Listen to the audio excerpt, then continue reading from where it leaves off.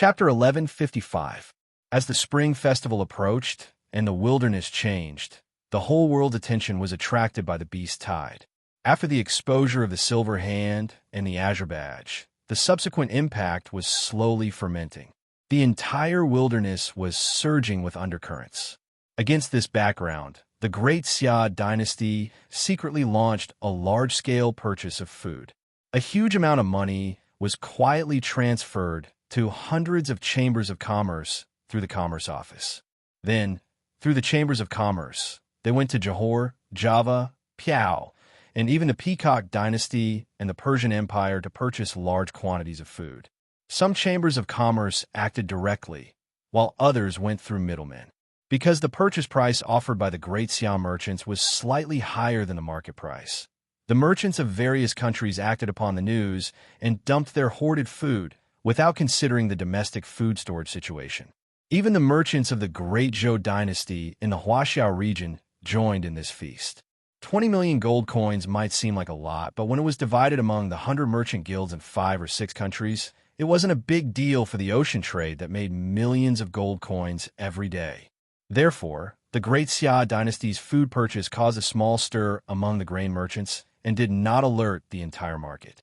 The Great Xia dynasty was hidden behind the scenes throughout the entire process. At the same time, the Agriculture Office formulated a farmland reclamation plan to reclaim another 200 million mu of arable land on the basis of the existing arable land to meet the growing demand for food. What did 200 million mu mean?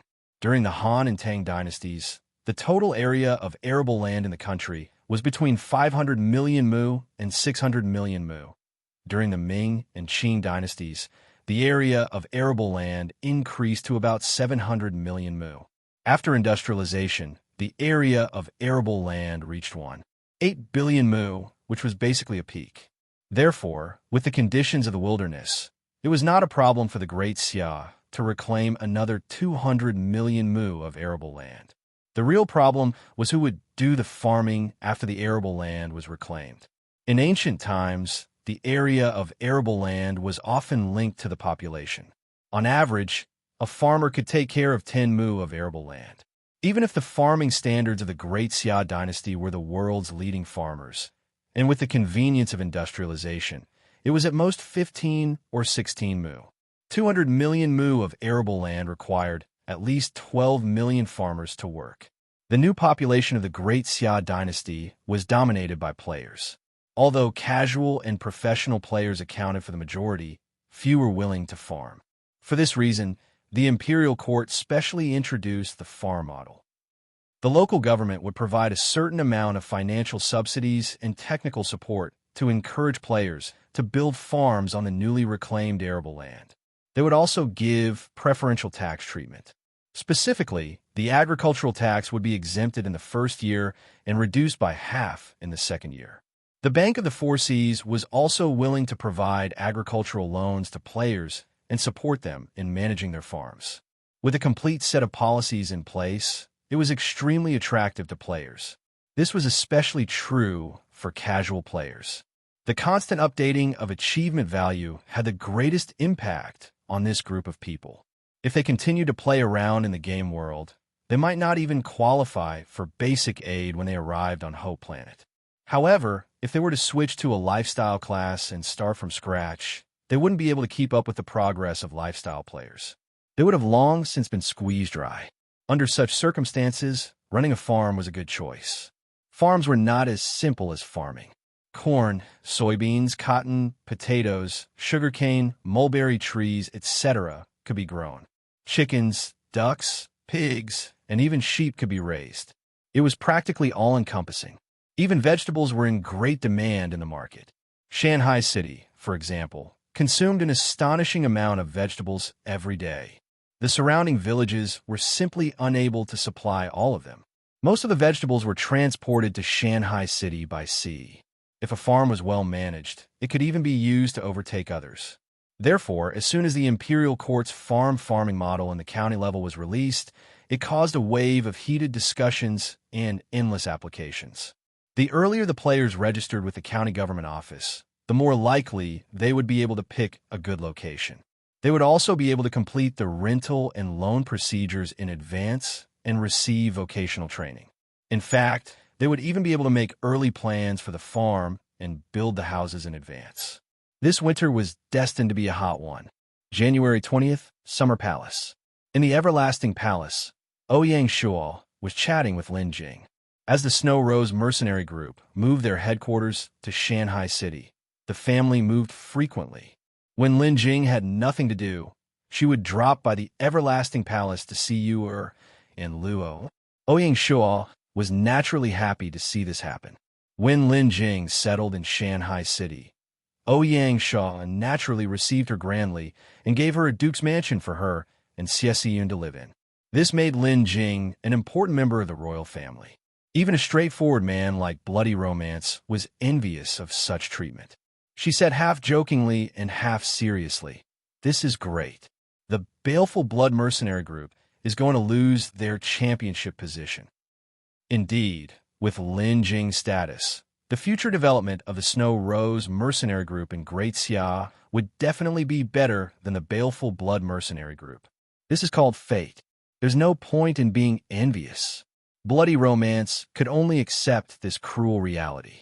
In fact, when the guilds retreated from the royal city, the transcendent status that they had maintained all this time no longer existed. They were no longer on equal footing with the lords. Crimson Romance had a clear understanding of this. The farm construction plan that you guys have recently formulated has caused a sensation. As the two chatted, the topic shifted to the nearest farm. Lin Jing smiled and said, "It makes me want to become a farm owner." For city people, becoming a farm owner was actually the deepest wish of many people. Because of this, as soon as the plan was released, it set off a wave of enthusiasm among the players. Not only casual players, but even life profession players had their eyes on this field. In particular, life profession players related to agriculture were the most enthusiastic. Now, even the guilds were restless. Although they did not expect to rely on the farm to make a profit, it was not bad to build a super farm as the guild's logistics base. It could also provide a place for the guild members to relax. It could be said to be the best of both worlds.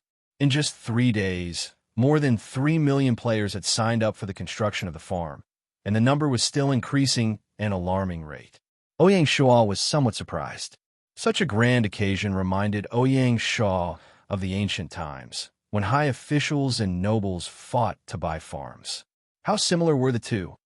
Could it be that Great Xia is going to nurture a new generation of landlords? Ouyang Shuo said self-deprecatingly. Of course, this was a joke. There is a fundamental difference between the two. In the prosperous Great Xia dynasty, agriculture was only a basic industry.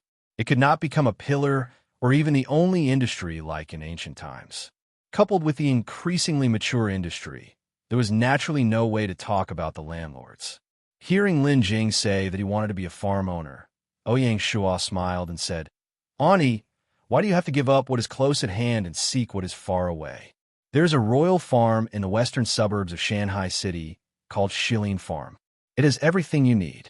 Whenever you want to experience life on the farm, you can go there anytime." "There is such a good place?" Lin Jing's eyes lit up. Seeing this, Ouyang Shuo briefly introduced Shilin Farm. Speaking of which, the origin of this farm was too deep. It could be traced back to the time when the territory was still a town. It was the territory's first farm. In the beginning, other than growing vegetables, it was mainly used to rear wild goats and horses. When the territory developed, the farm naturally became the royal farm. Because Binger liked it, Ouyang Shuo spent a lot of effort on Shilin Farm. Other than the regular goats, wild cows, and horses, the farm even had tigers, leopards, rhinoceroses, and other ferocious beasts.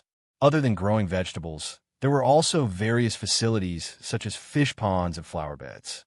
Basically, Shilin Farm could be seen as a royal courtyard. Regardless of whether it was for leisure, hunting, or spring excursions, one could obtain the greatest degree of satisfaction here. When Lin Jing heard this, she was instantly attracted and no longer had the intention to open up a new farm. Ouyang Shuo lightly moved the topic of conversation to something else when he saw this. In fact, The imperial court's farm plan this time was only to solve the problem of arable land and food. Only a few people would be able to understand Ouyang Shua's real intention. No matter what Ouyang Shua did, his ultimate intention was actually to link up with Planet of Hope. The real purpose of attracting the players to join the construction of the farm was to increase the players' sense of identity with Great Xia. Even though the players had settled in Great Xia, their thinking had never changed. They had never regarded themselves as a part of Great Xia. They settled in Great Xia as a way of survival. Between the two, it was more like a cooperation or a parasitic relationship. Even his aunt, Lin Jing, when she was chatting with Ouyang Shua just now, didn't she also say, you guys? The players who were deeply influenced by modern democracy and freedom couldn't possibly have any sense of belonging to a feudal dynasty like Great Xia. Perhaps some of them would even feel very disgusted. Precisely because of this, when Ouyang Shua defined the Great Xia dynasty from the start, he didn't want to define it as a feudal dynasty. There is absolutely no market in Planet of Hope, and it was impossible to obtain the recognition of the players. The more this was the case, the more Ouyang Shua wanted to obtain the support of the players. Not to mention pledging allegiance, he had to at least make them acknowledge the ideals of Great Xia and acknowledge that they were a part of Great Xia. Only then, he could twist these forces into a rope. The construction of the farm was Ouyang Shua's first attempt. In order to increase the players' sense of identity with Great Xia, Ouyang Shua had many other plans in his mind. However, the players had just settled down, and he couldn't be too hasty. He had to take things step by step. The farm was undoubtedly the best breakthrough point. He aimed at the most easily infected group of casual players. Using this as a radiation, he could gradually use the players' social network to gradually infiltrate the entire group of players. In the future, Ouyang Shua had a whole set of plans to deal with the most difficult and core group of combat players. However, after chatting with Lin Jing, Ouyang Shua realized that the time was far from ripe. Take it slow. Ouyang Shua smiled his heart. Chapter 1156. In the blink of an eye, it was the 25th of January. It was a very ordinary day, but Gaia suddenly updated a system patch. For global alliances, allies cannot be teleported across game zones, regardless of whether they are on the same continent. Updating a patch was very common, but the timing was unusual. It had been less than a month since the 6th system update. No matter how one looked at it, Gaia's update looked like a last-minute rush. Otherwise, why didn't they update it together? The content of the patch was also very thought-provoking. Before the patch, the Global Alliance could only not teleport across continents. It was still possible to teleport between continents, just like Java and Luzon. But now, it was completely blocked from teleporting across continents. This was a good thing for the Great Xia, but for the Silver Hand and Azure Emblem, two super alliances with members all over the world, it was a very uncomfortable setting. Even so, Ouyang Shua did not think too much about it. He turned around and plunged into the busy state affairs. Little did he know that this seemingly inconspicuous patch had actually saved the Great Xia's life. Dawson Dynasty, Liberty City. Ever since the disintegration of the Federation, Sky City had become Gaia's exclusive land. The former Federation president, the Silver Five Fingers, and other high and mighty bigwigs had fallen to the mundane world and returned to their respective factions. Silver Hands No. 1 naturally returned to Liberty City. Upon hearing the system patch, No. 1's face darkened. His face was so gloomy that it was about to drip water. He said fiercely, "Gaia, your favoritism is too obvious." After Skynet took over the Federation's authority, the Silver Hand had been plotting to get rid of the biggest variable, the Great Xia dynasty. It just so happened that this plan coincided with Azure Emblem. During this period of time, the two major organizations have been formulating a detailed battle plan, preparing to gather the strength of the two organizations to launch an apocalyptic war against the Great Xia dynasty and destroy the Great Xia dynasty in one fell swoop. And the teleportation array was the key element. The Romanov dynasty crossed the Eurasian continent. They originally wanted to gather their troops in Europe and teleport to the Romanov dynasty. then use this Eurasian bridge to teleport directly to the Great Zhou dynasty. This was a perfect plan that could definitely deal a fatal blow to the Great Xia. Who would have thought that Gaia would be aware of this and block this loophole in advance? How could they not be infuriated? Since we can't swallow it all at once, we can only nibble at it slowly. Number 1 sighed, his eyes gleaming coldly. It was obvious that he had not given up on destroying the Xia kingdom. As long as the two organizations worked together, it would be very difficult for Great Xia to struggle. Shanghai City, Xia Palace. Naturally, Ouyang Shua didn't know that Great Xia had a close brush with death. He was currently summoning Chun Bingguang, the head of the Ministry of Industry. In another 2 days, the imperial court would be on break and officially enter the Spring Festival holiday. Taking advantage of the last bit of time left, Ouyang Shua summoned Chun Bingguang to finalize a major strategy that would be implemented next year. Last year, the industry department submitted a report to the cabinet, making a comprehensive summary of the industrialization of the dynasty. On this basis, they proposed to fully implement industrialization within the dynasty. In response to this report, the cabinet had conducted several rounds of research and argumentation and basically agreed with the industry department's proposal. Ouyang Shua's meeting with Chun Bingguang now could be considered the final confirmation. After confirmation, it would be fully implemented in the coming year. The so-called comprehensive industrialization had 2 meanings, namely, the comprehensive geographical area and the comprehensive industry. It was easy to understand that the region was comprehensive. Before this, Great Xia's industry was mainly concentrated in Shanghai City, Steel City, and a few other cities. This time, it would be fully implemented within the boundaries of the dynasty. If the industry was comprehensive, the problem would be somewhat complicated. During the 2 years of industrialization, with the cooperation of the Industry Department, Number 7 Research Institute, and other institutions, Great Xia had carried out a series of industrial research based on the steam engine and achieved significant progress. Iconic products such as steam hammers, drilling machines, mechanical rotary machines, internal combustion engines, rubber, and other products were developed one by one, laying a solid foundation for comprehensive industrialization. The next step was to attack the fields of large-scale machinery, electrical systems, and other fields. The impact of this was an upgrade and reshuffling of the entire industry. For example, with the help of machinery in the mining industry, the mining efficiency had increased by more than 10 times. Some mines that were previously impossible to mine had also become easier to mine. The metallurgy industry had also ushered in a transformation. In addition to steel, aluminum, and other non-ferrous metals, and even the extraction of rare metals, had become possible. The emergence of machine tools had made it possible to process and manufacture more sophisticated parts, as well as to assemble large-scale machinery. The emergence of rubber materials had also subverted the field of raw materials. The industry that benefited the most from industrialization was still the military industry. With the support of sufficient steel, siege awls, siege vehicles, mobile arrow towers, and other siege equipment were gradually converted to metal. Not only were they more flexible, but they also had more lethality. The smooth mass production of firearms had also opened the prelude to the adjustment of the military. The Privy Council had already worked together with the Grand Council to formulate a plan for the adjustment of the military. They strived to complete the first collective equipment change by the end of the 6th year of Gaia. The targets of the equipment change were the archers and cavalry archers.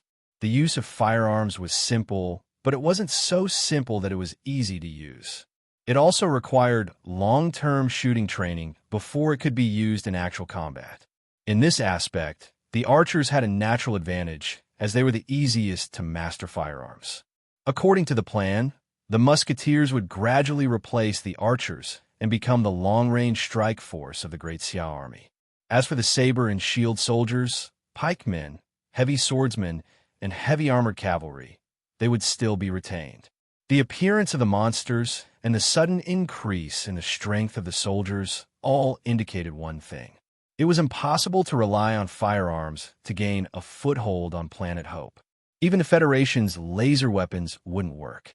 individual martial strength, or rather, the high combat power derived from cold weapons, was a great supplement to deal with the monsters. Not only could it not be weakened, but it had to be constantly strengthened. The future development of the Great Xia army was to walk on two legs. As for the musketeers, in order to guide the various corps to complete the conversion, Ouyang Shua decided to disband the newly formed 1st Regiment of the Imperial Guards and integrate it into the Field Corps in the form of a teaching team. The three generals, Zongtong, Sengoquan, and Oda Nobunaga, were the chief instructors.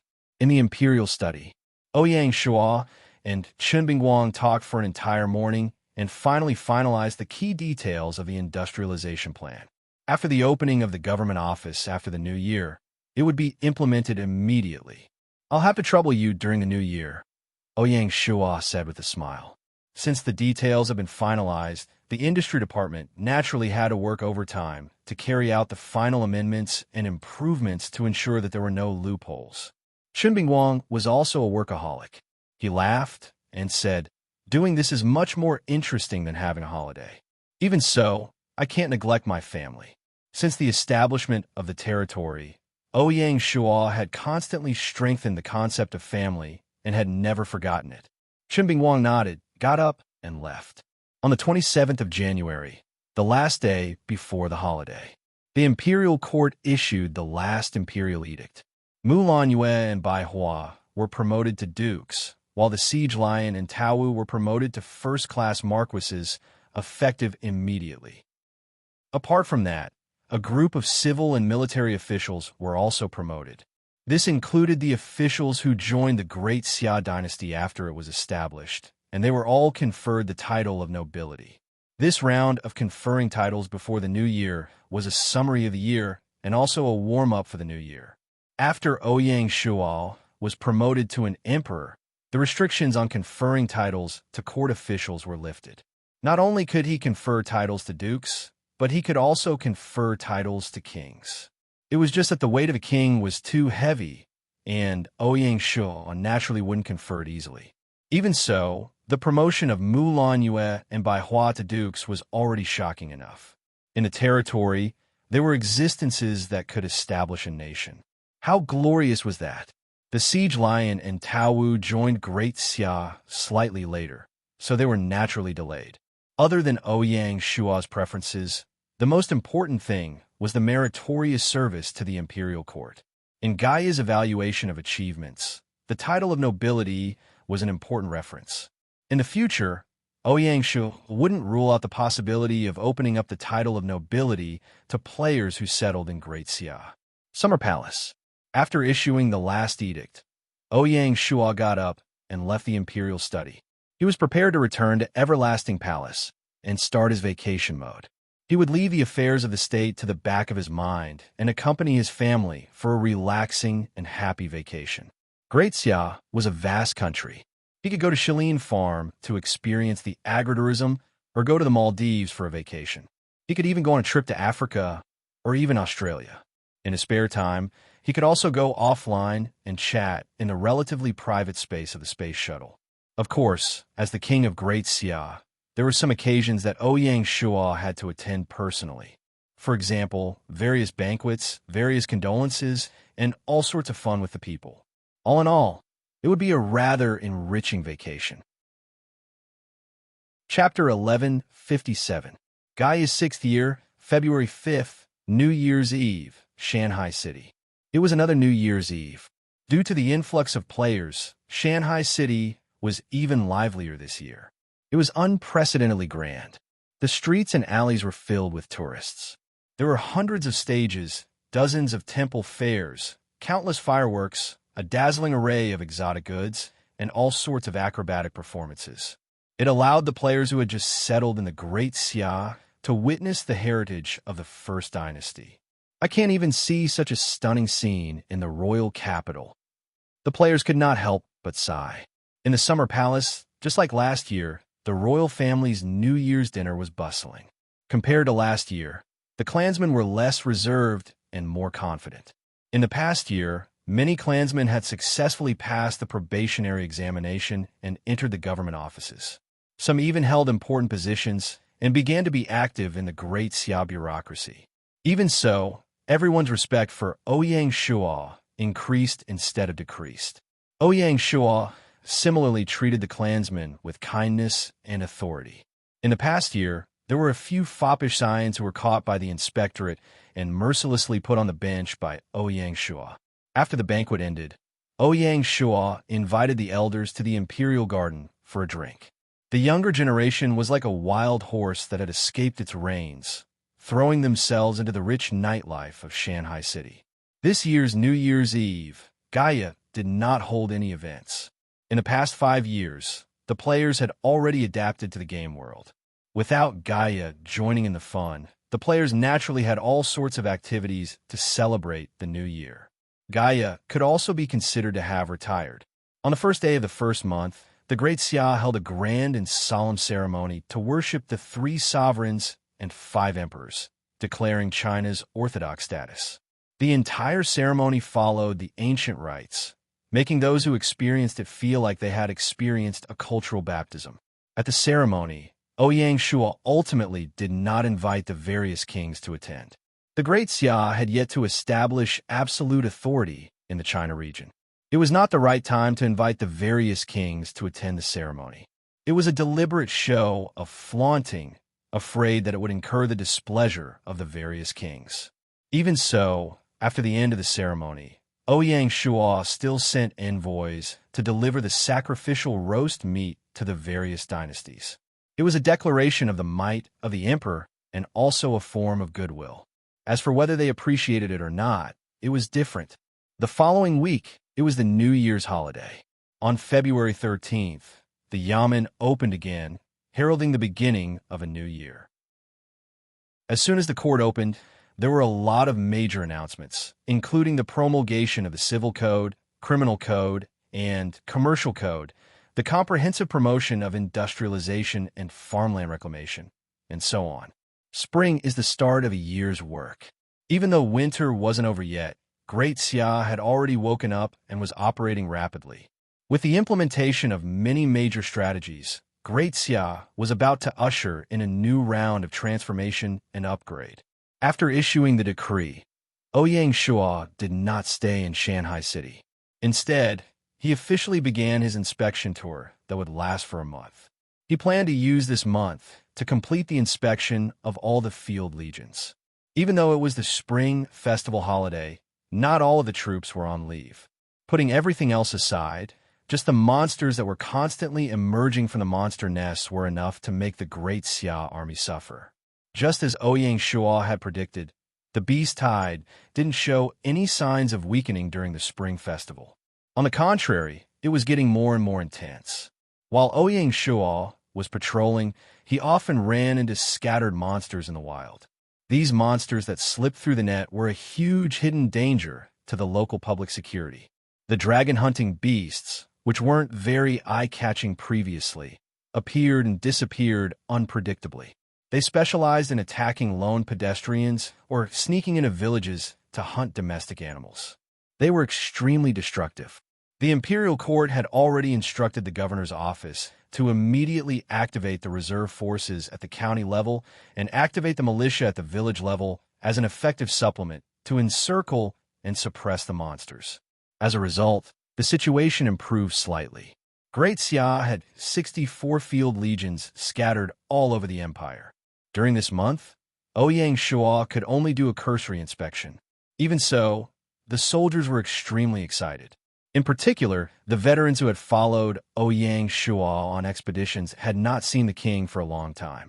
Now that they were able to shake hands with the king, have a meal, and chat, it was enough to make their eyes brim with tears. These veterans were the true soul of the Great Xia army. Ouyang Shuo sighed with emotion.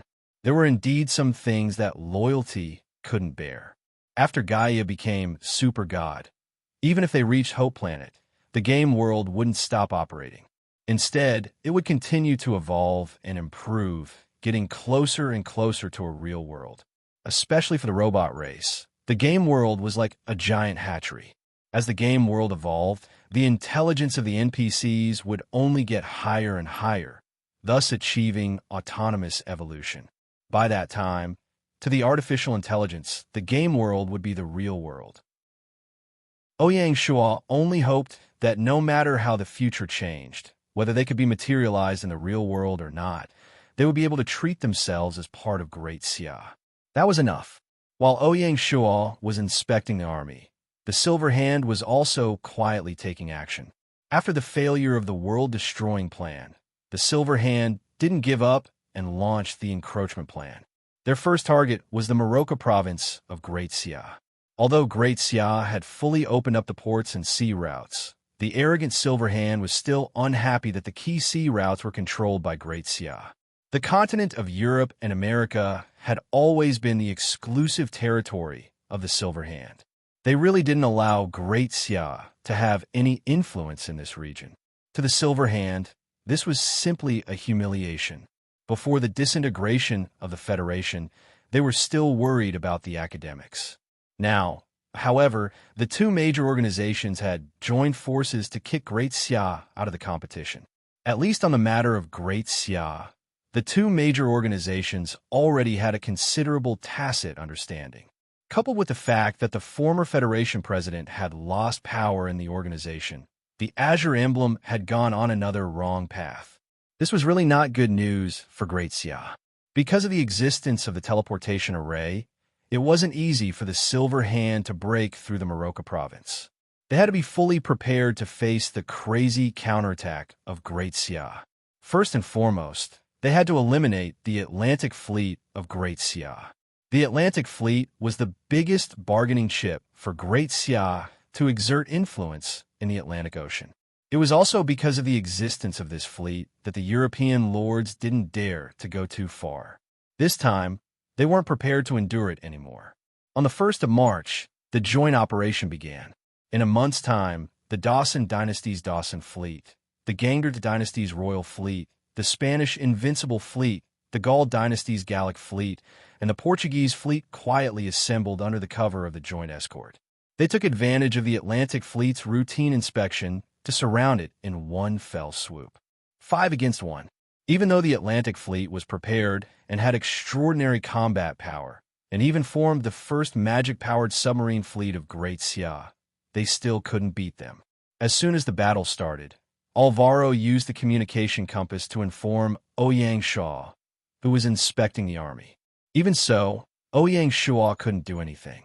Not only were they separated by an ocean, but it was also a naval battle, and the Great Xia army couldn't provide support at all. The only thing Ouyang Shua could do was to end his inspection tour in a hurry and rush back to Shanghai City to urgently discuss countermeasures. Based on Ouyang Shua's understanding of the Silver Hand, since they had started, they definitely wouldn't give up halfway. The first thing he thought of was the safety of the Moroccan province. While Great Xia was still discussing countermeasures, the fleets of both sides were engaged in an intense confrontation at sea. Ouyang Shua had already instructed Alvaro to allow the fleet to retreat to the port if they couldn't defeat the enemy, and then come up with a long-term plan. There was a torpedo net at the port, and the enemy fleet wouldn't dare to trespass. The problem was that the joint fleet had deliberately set up this trap. So how could they let the Atlantic Fleet break free so easily? The entire sea was a battlefield, and there was no way to retreat. In Jack's words, we have to give them a taste of their own medicine. We have to teach Great Xia a profound lesson and let Ouyang Shua realize who has the final say in this world.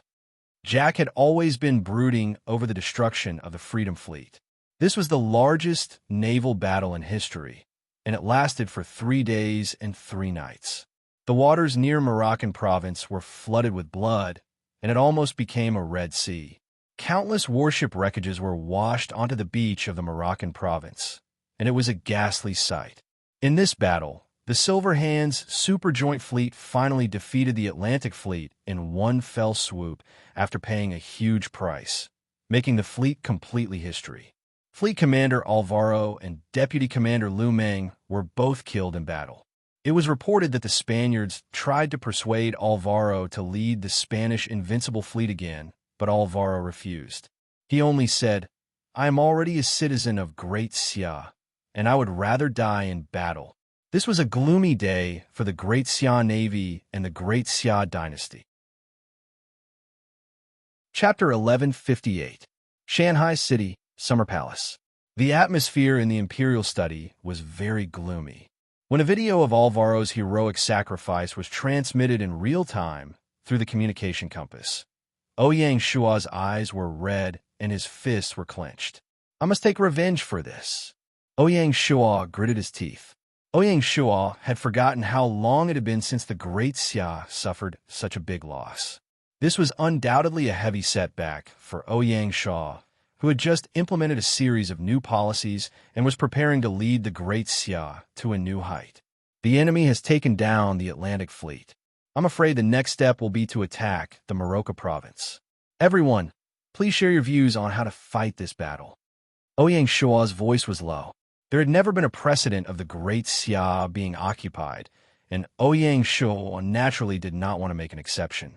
Bai Qi, Han Xan, and the other generals had long been filled with indignation and expressed that they should mobilize a large number of troops to fight the enemy in the Morocco province. Han Xan even suggested that they should take the initiative to declare war on the enemy.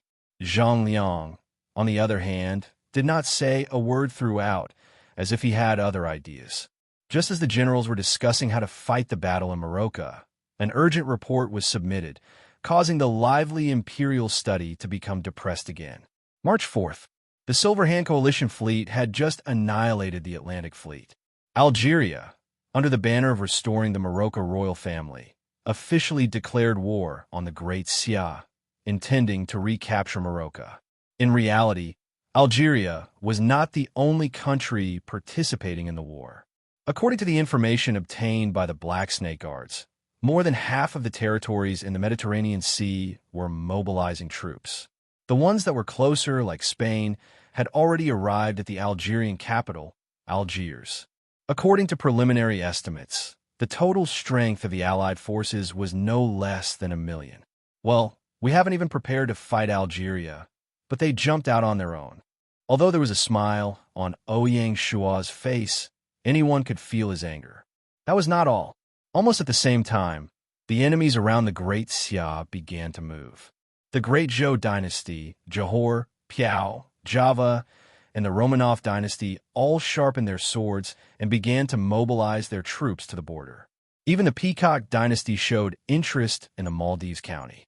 Only the African countries around the Somaliland province were temporarily spared because they were not the traditional sphere of influence of the Silver Hand and Azure Emblem, and the Mediterranean Sea territory was mainly focused on attacking the Morocco province. The Silver Hand had obviously learned the lesson of the failure of the Yan-Huang alliance. Looking back over the past 5 years, the biggest failure of the Yan-Huang alliance was that the Yan-Huang alliance was too conservative and liked to use external forces as chess pieces to deal with the Xia kingdom. In the end, Great Xia always managed to turn the tables, and their strength increased instead of decreasing.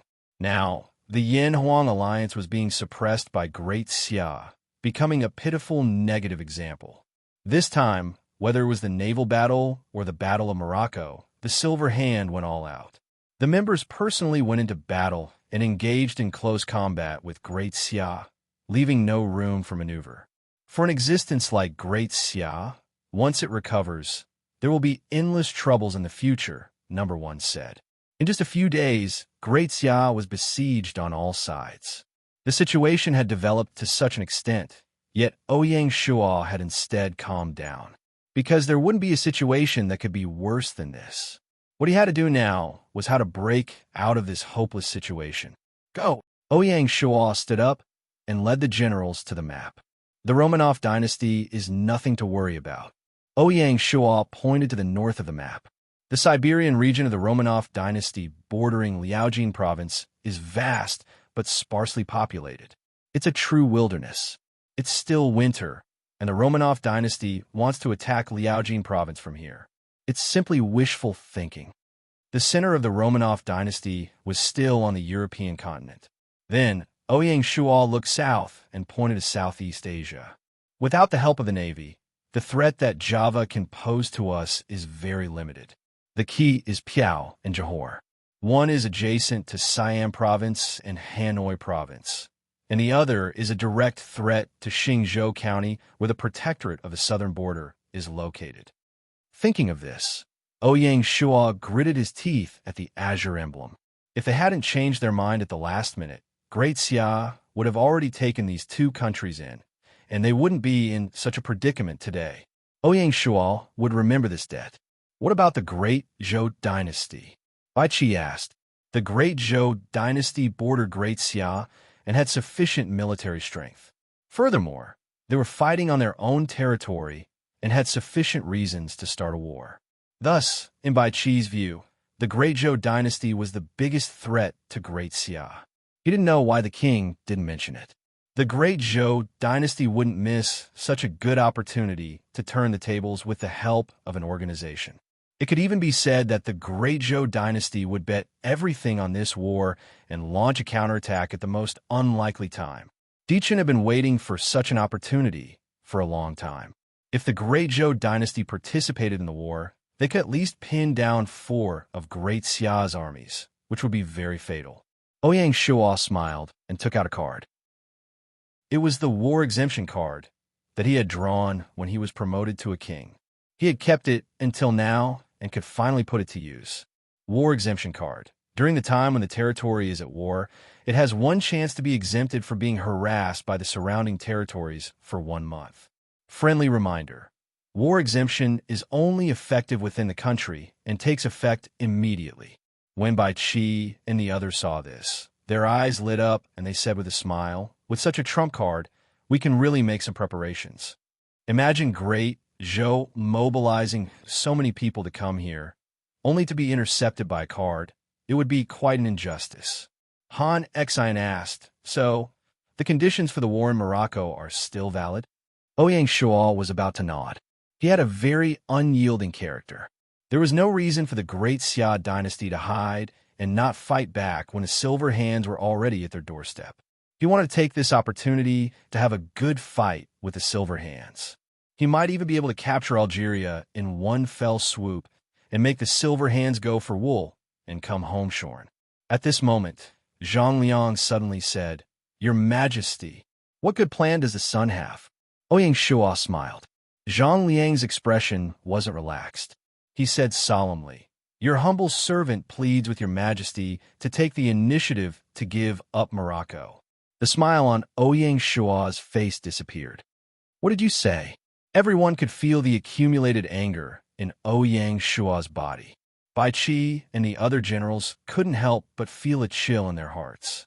Seeing this, Shi Wansui stood up and said, Why do you have to boost the morale of others and diminish your own prestige?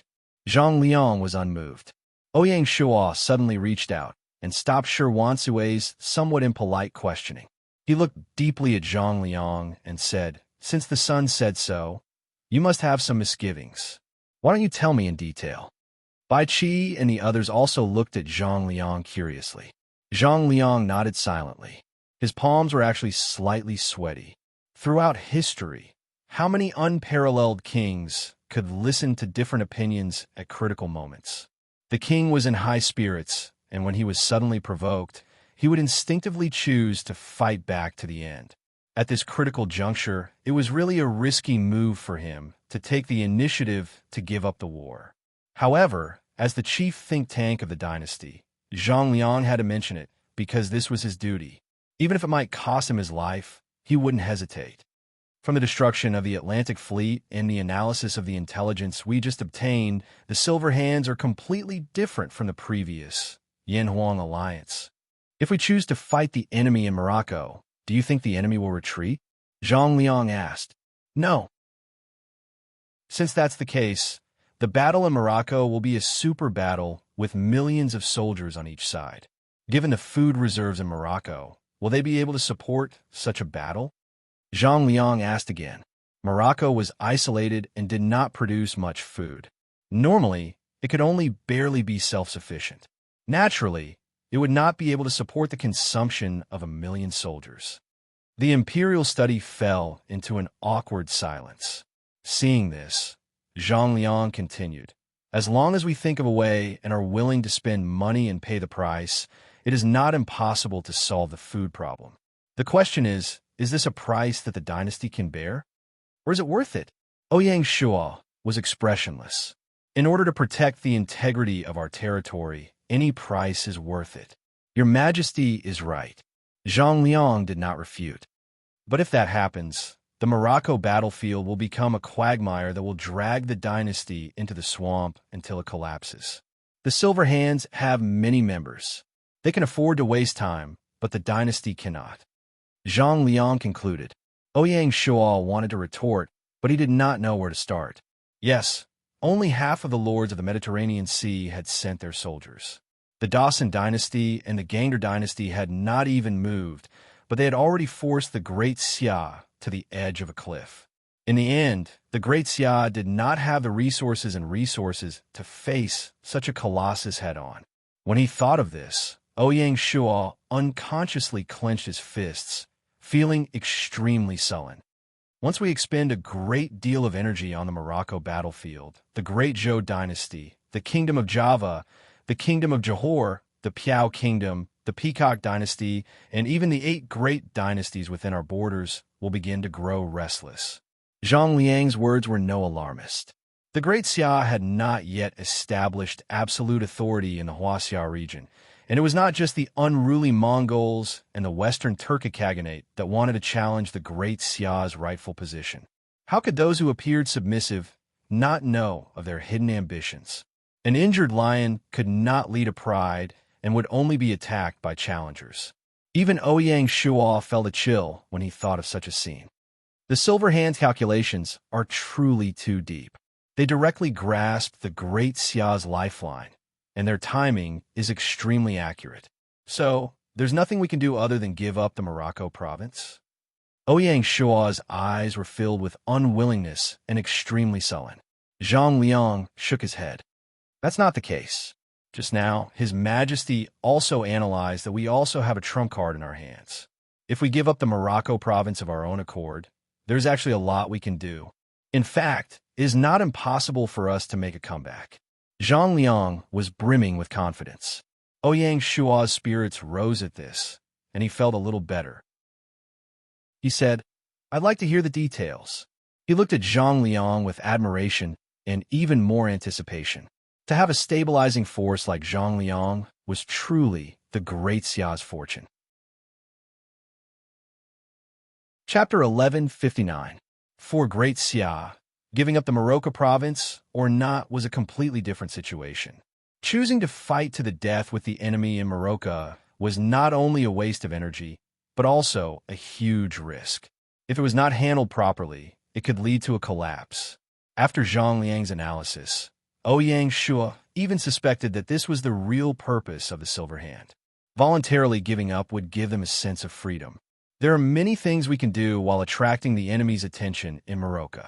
Java, Johor, and Piao are all good targets to attack, Zhang Liang suggested. The Grand Council would naturally decide on the specific deployment.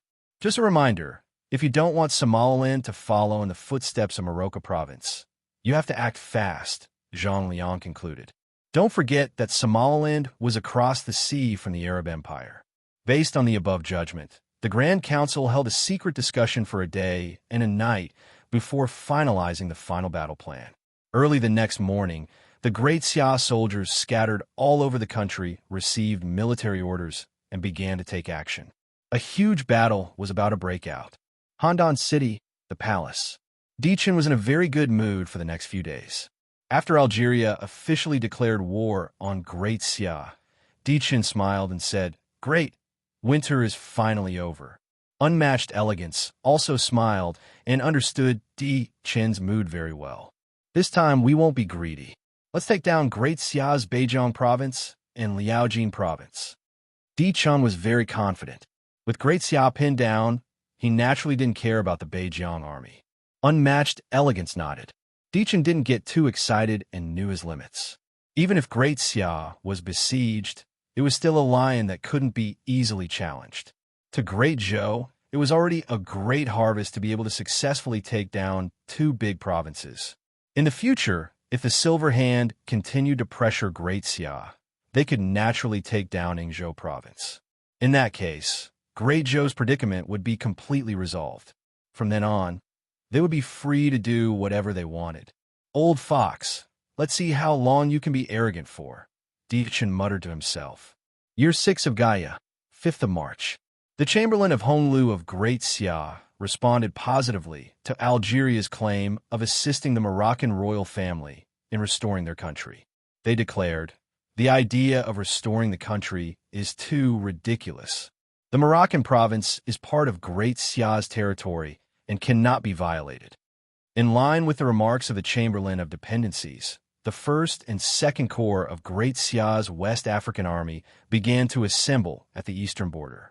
This move was naturally interpreted by the outside world as, in the face of the Silver Hand's provocation, Great Xia has responded. The moment the news came out, the entire world was in an uproar. After the exposure of the Silver Hand, players all over the world only felt waves of fear. The subsequent exposure of the Azure Badge made ordinary players feel despair, bluntly saying, "This is not the world I am familiar with." How could they have imagined that the world was so dark?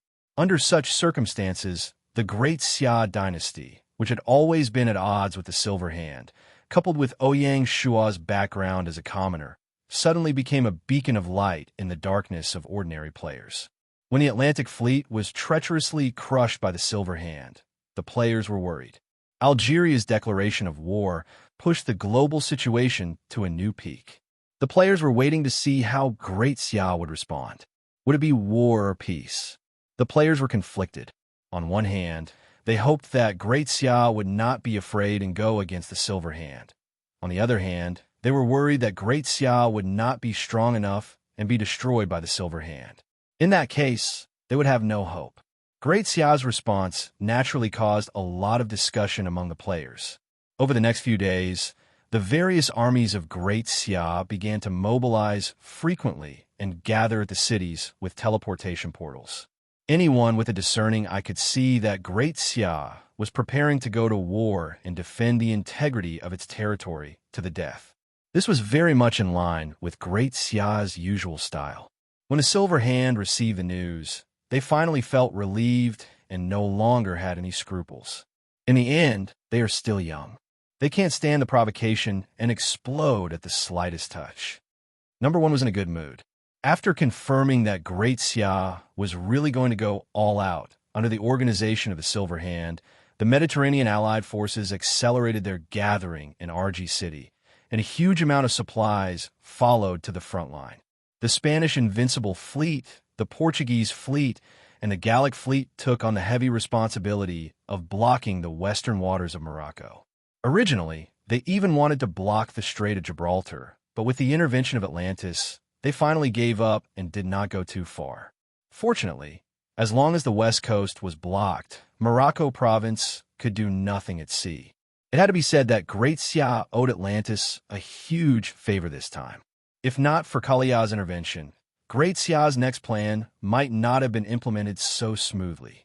As they stepped up their preparations for the Battle of Morocco, the Silver Hand also instructed Java, Johor, and Piao not to take the initiative to attack. This was to prevent Great Xia from having scruples and not daring to fully invest in the battlefield in Morocco. Just as Ouyang Shua had speculated, the real purpose of the Silver Hand attacking Morocco province was to start a war of attrition with Great Xia and bring it down. In history, there were superpowers that were brought down by this method. The show is about to begin. 17th of March, night, Strait of Gibraltar.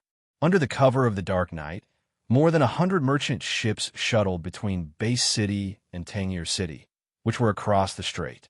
Under the unified control of the governor's office, a large amount of supplies and precious property were quietly transferred to Base City. They could lose Morocco province, but they had to protect Base City. Base City was surrounded by mountains on 3 sides and the sea on 1 side. Not only did it have insanely dense fortifications, but it also had 2 combat marionettes unique to the Atlantean civilization. Even the port of Gibraltar was guarded by the remnants of the Atlantic Fleet. When the Atlantic Fleet went out to sea for an inspection, They left half of the fleet here to guard the port and became the only survivor. Furthermore, after that cruel sea battle, the Atlantic Fleet's designation was revoked, and the magic-powered submarines that survived the battle were quietly transferred to the port of Gibraltar. Under the faint moonlight, a giant stone sculpture of a human head was gradually taking shape on the cliff to the west of Bay City. It would be completed in another week. That was Alvaro's stone sculpture. Alvaro's death was Great Xia's greatest loss, and it made Ouyang Shua grieve. This foreign general had finally chosen to live and die with Great Xia, and he was the soul of the Great Xia army. That was why Ouyang Shua instructed Bay City to carve such a stone sculpture to commemorate Alvaro's merits and deeds and encourage the Great Xia army to continue moving forward. Faced with a war fortress like Bay City that had no blind spots and a teleportation array that was connected to the interior of the dynasty, it would be even more difficult to capture it than to capture Morocco province. This strengthened Ouyang Shua's determination to protect Bay City. In order to store enough war resources for Bay City, Ouyang Shua personally contacted Kalia and asked him to intervene with the enemy fleet so that they could withdraw from the Strait of Gibraltar. It could be said that he had put in a lot of effort. In Ouyang Shua's words, just treat it as keeping a spark in the Mediterranean Sea. Sooner or later, we will kill our way back. A debt of blood could only be paid with blood.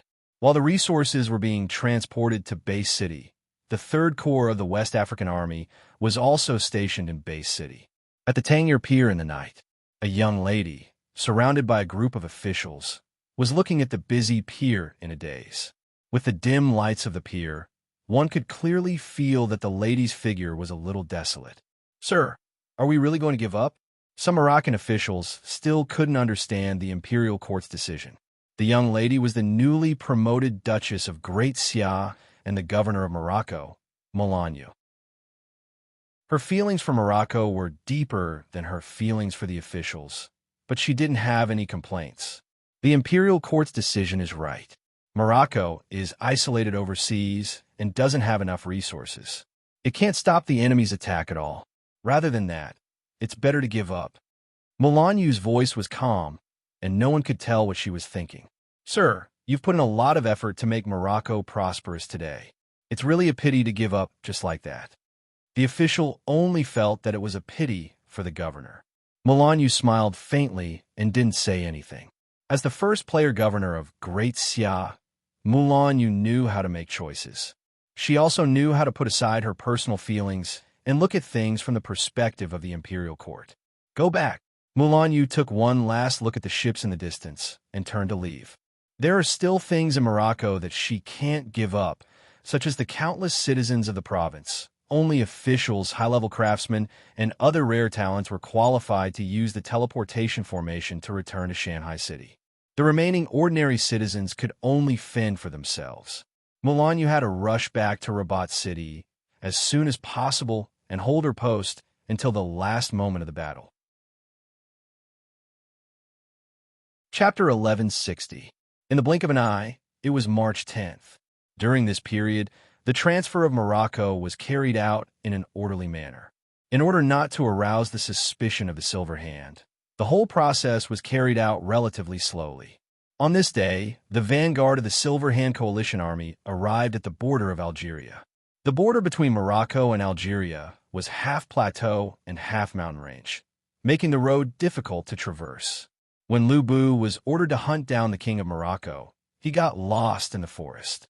As the initiator of the attack, the coalition army was destined to endure the hardships of traversing the forest. On the contrary, the West African Army, especially the 1st and 2nd Corps of the West African Army that had been reorganized from the original Morocco regiment, were very familiar with this place and had already set up defenses at the border. The first confrontation between the two sides took place on March 13th.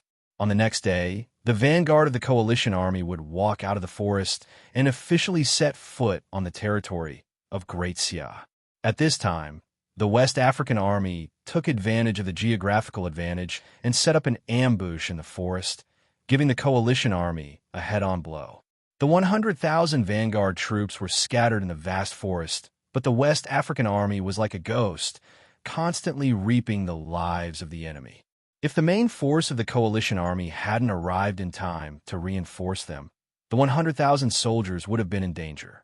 Even so, more than 30,000 of the 100,000 soldiers were killed in battle, teaching the coalition army a bloody lesson and telling the world that the invincible vanguard of the Great Xia army couldn't be provoked.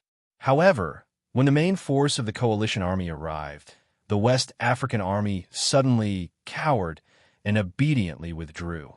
The following week, the coalition army won successive battles and broke through the cities of Morocco.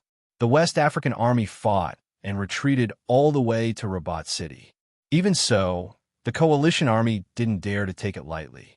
There was a transmission array in Rabat City, and Great Xia could send reinforcements at any time. Various signs showed that Great Xia wanted to rely on Rabat City to fight a defensive war with the coalition army. Since this was the case, the coalition army didn't hesitate and went straight to Rabat City. On March 21st, the Battle of Rabat City officially began, and the vast coalition army surrounded the city. Just as the coalition army expected, the Great Xia soldiers defended very tenaciously, and they seemed to be fearless of death. This caused the siege to fall into a stalemate. At this moment, the well-prepared Great Xia army finally revealed its fangs. March 22nd, Piao Nation. To the southwest of Piao was the Andaman Sea, to the northwest was India, to the northeast was Huaxia, to the southeast was Siam, and to the southeast was Naypyidaw. Speaking of which, the Piao Kingdom was also an ancient civilization with a long history. It had gone through 4 feudal dynasties, Bagan, Bogu, Dongxiu, and Gongpang. During the Boga dynasty, it had even pledged allegiance to China. The Piao Kingdom had a total of 5 million players, and after the 6th system update, the royal guards were reduced from the original 450,000 to 225,000. During this period of time, Lord Mo Ongyin of the Piao Kingdom was very depressed. As a member of the Azure Badge, he was unable to resist the organization's arrangements and was forced to stand at the forefront of the war against the Xia Kingdom. Mo Ongyin shuddered at the thought of this giant neighbor. No matter who won in the future between the organization and the Xia dynasty, the Piao Kingdom that was stuck in the middle was just a chess piece. Mo Ongyin could not see any glorious future. The lesson of the Australian feudal lord, Avila, was still fresh in his mind. However, as a member of the organization, Mo Ongyin could not resist. The two were too deeply entangled. As long as the organization wanted to, Mo Ongyin would immediately lose his standing and reputation. The reason why chess pieces were chess pieces was because of this. Just as Mo Ongyin was lost in his thoughts, a system announcement suddenly sounded in his ears. System announcement. The Lord of the Huaxia region, Ouyang Shaw, has initiated a country war. The Piao Kingdom has entered country war mode and entered level 2 state of alert. Please check the specific situation yourself. System announcement. The Piao Kingdom has entered country war mode. According to the rules of the country war, during the period of country war, the Imperial City's teleportation array will automatically be cut off from the territory's teleportation array. Players will not be able to reincarnate immediately if they die. Please inform all players. How could this be? Mo Ongyin's face turned pale. According to the information given by the organization, the Xia Kingdom should be focusing on the war in Morocco. Why did they suddenly attack the Piao Kingdom? Thinking of the Xia Kingdom's usual style, Mo Ongyin suddenly understood something. Luring the tiger away from the mountain? Or is it a diversion? Mo Ongyin no longer had the mood to guess. With the nature of the Xia Kingdom, since they initiated the war, then it would be a battle to the death. With the weak strength of the Piao Kingdom, how could they resist? In the end, they still have to become the organization's sacrifice. Mo Ongyin was suddenly filled with resentment. But this resentment, there was nowhere to vent. Right now, the only thing that could save the Piao Kingdom was the neighboring Peacock dynasty. At 8:00 in the morning on the 22nd, the Great Xia Kingdom's Southwest War Zone Commander and the Dragon Stallion Army Commander, Bai Qi, led the Dragon Stallion Army and the Hanoi Army A total of 650,000 soldiers brazenly crossed the Piao Kingdom's border and initiated the country war. The Xia army's banner was punitive expedition against the rebels. Previously, the Piao Kingdom had sent a diplomatic mission to express their willingness to submit to the Xia Kingdom, but they changed their mind at the last minute. To the Xia Kingdom, the Piao Kingdom's action was considered a betrayal. Punitive expedition against the rebels was naturally justified. On the same day, in Johor, Johor was divided into two parts by the South Sea. One was the Johor Peninsula that bordered Siam, and the other was the northern part of Kalimantan Island that bordered Java. The imperial city of Bu was located on the Johor Peninsula. Compared to the Piao Kingdom, Johor only had 5 million players, and Bu was only garrisoned by 125,000 imperial guards. Almost at the same time as the war between the Piao Kingdom began, Johor was suddenly engulfed in the flames of war and was destined to be submerged by the Xia army. At 8 o'clock in the morning, the brave Tiger Army, who had long been lurking in Xingzhou County, quietly crossed the narrow Strait of Johor under the leadership of Commander Sun Bin. They attacked the Johor Peninsula and went straight for Bu. At around 9 o'clock, the Leopard Army, under the cover of the Cliff Mountain Fleet and the Luzon Army, attacked Kalimantan Island under the unified command of Han Exine. Kalimantan Island was the third largest island in the world. Its area was comparable to Qinghai Province. The northern part was owned by Johor, while the southern part was owned by Java. Han Exine led his troops to attack Kalimantan Island. This meant that the Xia not only had to deal with the two traitors of Johor and Piao Kingdom, but they also had to officially declare war on Java. Such an imposing manner was truly terrifying. The moment the system announcement sounded, Johor Lord Shanda's mood was probably no different from Piao Lord Moang Yin's. Other than bitterness, there was only bitterness. Back to Java. Java consisted of about 17,508 islands and was the largest archipelago country in the world. The largest islands were Kalimantan Island, Sumatra Island, Irian Island, Sulawesi Island, and Java Island. Although the Xia was attacking 3 countries at the same time, they did not lose their rationality. Java was not so easy to conquer. This declaration of war on Java was mainly to adopt a policy of encroachment and further reduce Java's space of activity so that it could not stir up trouble in Southeast Asia. Among the 5 big islands, Java Island, where Coconut City was located, and Sumatra Island, where Padang City was located, were not within the scope of this attack. The remaining 3 big islands were not so lucky. Han Exine was in charge of attacking Kalimantan Island. The Southern Border Army was in charge of attacking Irian Island, which was adjacent to the Australian province. As for Sulawesi Island, it would depend on the subsequent battle situation before deciding whether to start a war. If they could successfully take down the 3 big islands, it would be enough to hurt Java without shaking its foundation. It would not challenge Java's bottom line. If Java really wanted to fight to the death, it would be a little troublesome. In a day, the Xia launched 3 consecutive wars. In addition to mobilizing the 1,000,000 troops in the Southwest War Zone, the Xia also conscripted the Leopard Army and the brave Tiger Army. They completely gave up the inland western and northern border defense and were ready to go all out. In Ouyang Shua's words, "If we want to play, let's play it big." With the power of the war exemption card, Ouyang Shua was ready to sweep through the Southeast Asia region in one fell swoop, completely driving the Silver Hands and the Azure Emblem out of the region, establishing a stable rear and expanding strategic depth. This move seemed risky, but it was actually very stable. Java, Johor, and Piao had already formed a temporary united front. Now that they were attacked at the same time, they could not support each other at all and could only pray for their own luck. In other words, there was basically no difference whether they fought or not. In that case, instead of passively defending, it was better to take the initiative to attack and completely display the invincible momentum of the Xia. This would make the Silver Hands realize that compared to the Azure Emblem, the Great Xia dynasty was not a pushover. And this was far from all of the Xia's actions. Zhang Liang had reminded them that Somaliland province could repeat the mistakes of Morocco province at any time. Therefore, they had to take down another country in Africa and connect it with Somaliland province. With the help of two major provinces, the Xia was not afraid of any challenges.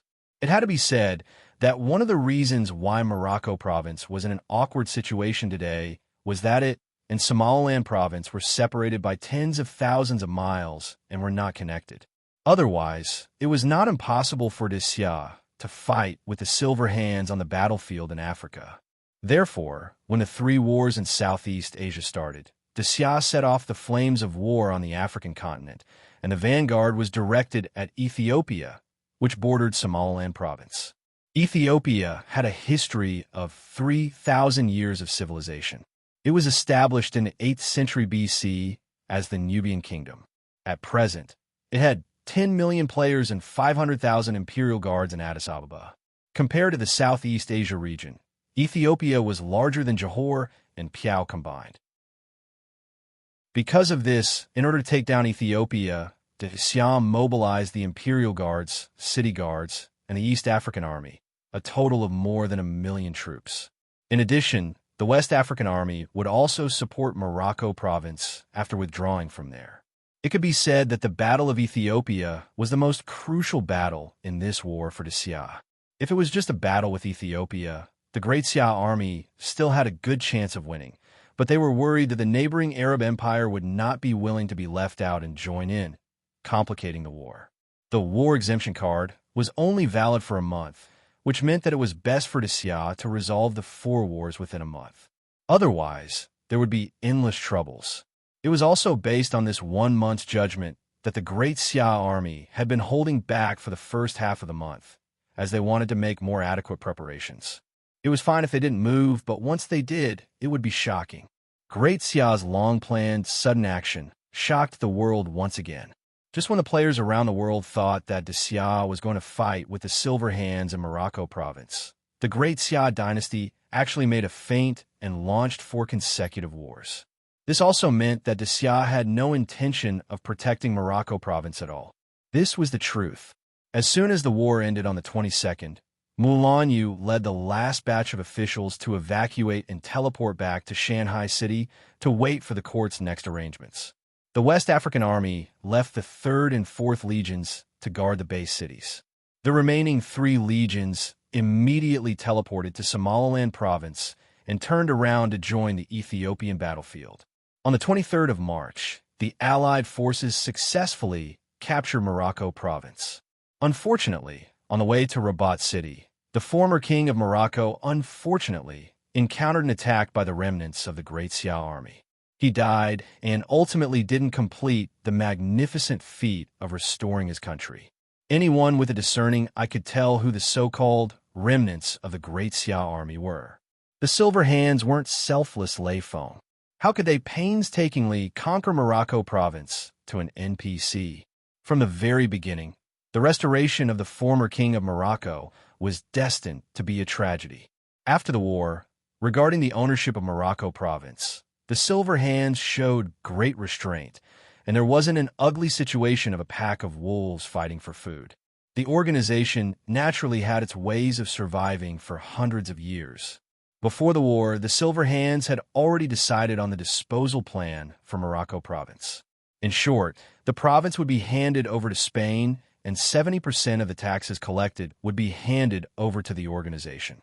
In order for the Silver Hands to operate globally, they needed massive financial support.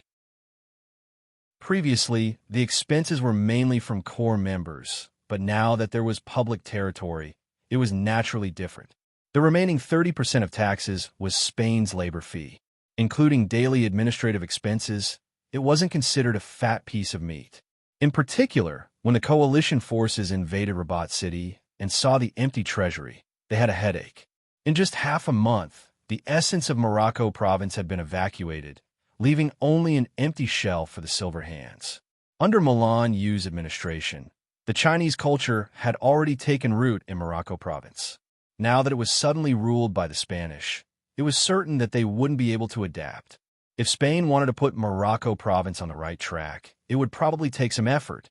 What made the Spanish Lord Casillas feel like there was a fishbone stuck in his throat was the existence of the base city. After taking over Morocco province, the coalition forces also try to capture the base city. In the end, the coalition forces only fought for one morning before completely giving up on taking the base city. Not to mention the chaos of the magic-powered submarines and the exaggerated performance of the combat marionettes.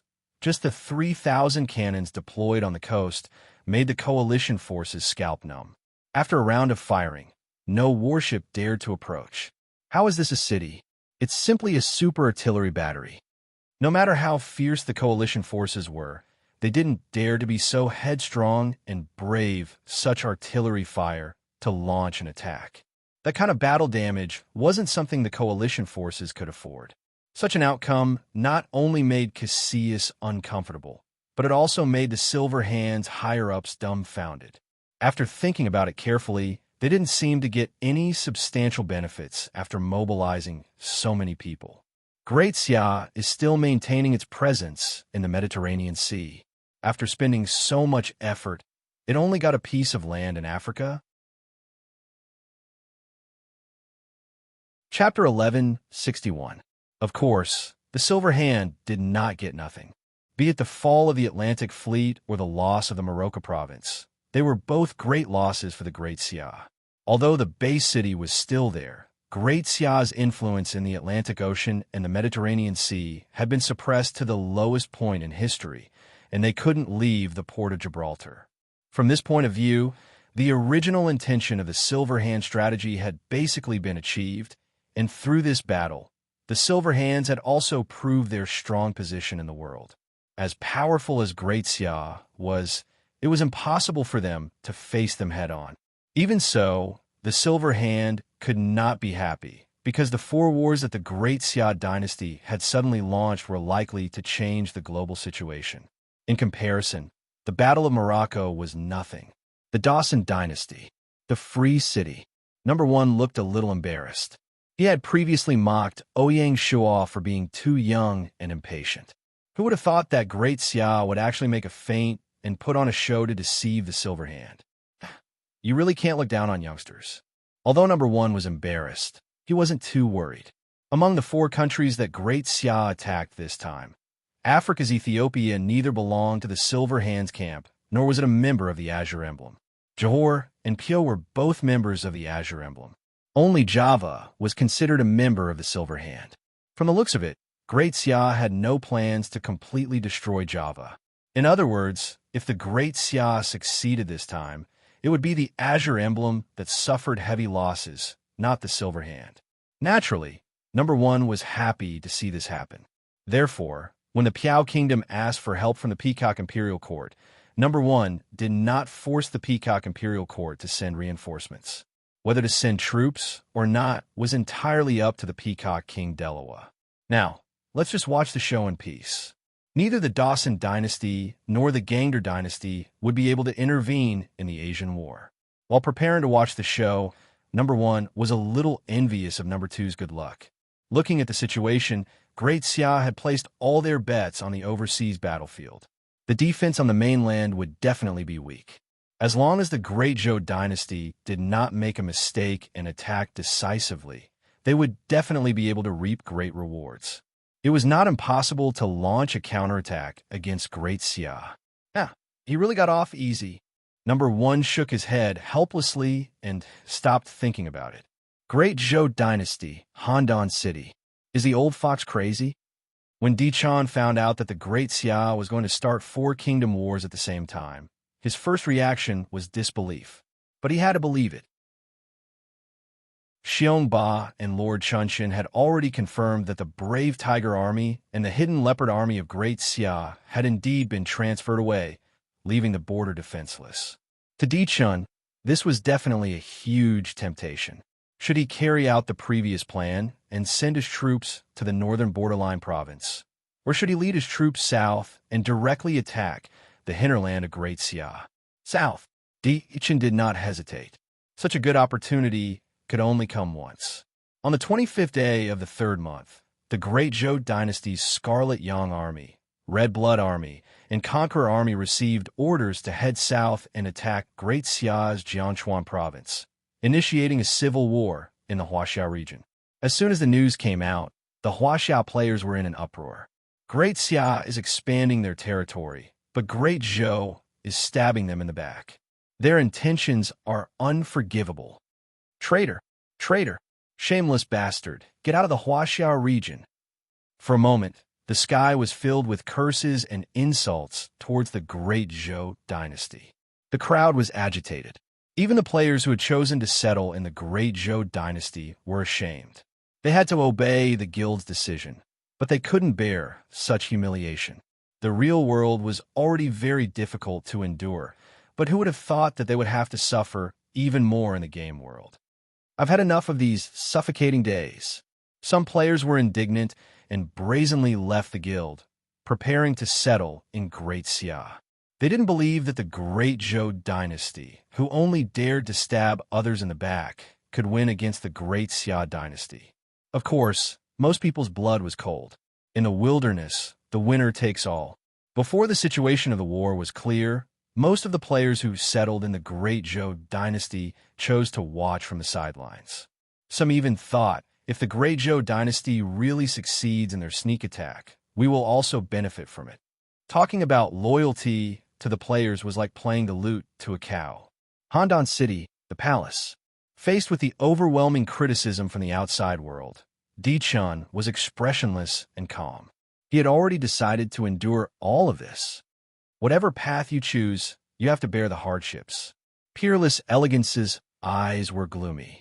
At this stage, the man in front of me might also feel indignant. No one was born sinister, and no one was born a villain. If there was a chance to be a hero, who would choose to be the villain? The world was like a game of chess, and everyone was a pawn. Shanghai City, Xia Palace. The Great Zhou dynasty's declaration of war wasn't out of Ouyang Shua's expectations. Ouyang Shua was just trying to figure out how the Azure Emblem's hidden pawn in the Yanhuang Alliance would feel after the two major organizations were exposed. He couldn't return home. Once the War Wolf's identity was exposed, the Great Zhou dynasty would definitely be in chaos. To Ouyang Shua, this was a trump card that could give the Great Zhou dynasty a fatal blow at a critical moment. Back then, the War Wolf was ordered by the former Federation president to come clean with Ouyang Shua. He probably didn't expect this day to come. Although it was an unintentional move, it was still the biggest help that the academies had given to Great Xia. The Great Zhou army attacked the Jiangchuan province.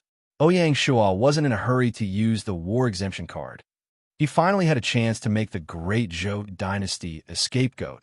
How could he let it go? As for the losses in the Jiangchuan province, it was nothing in comparison. Of course, Ouyang Shua didn't wait long. On the 26th, the second day after the Great Zhou army attacked the Jiangchuan province, Ouyang Shua decisively used the card.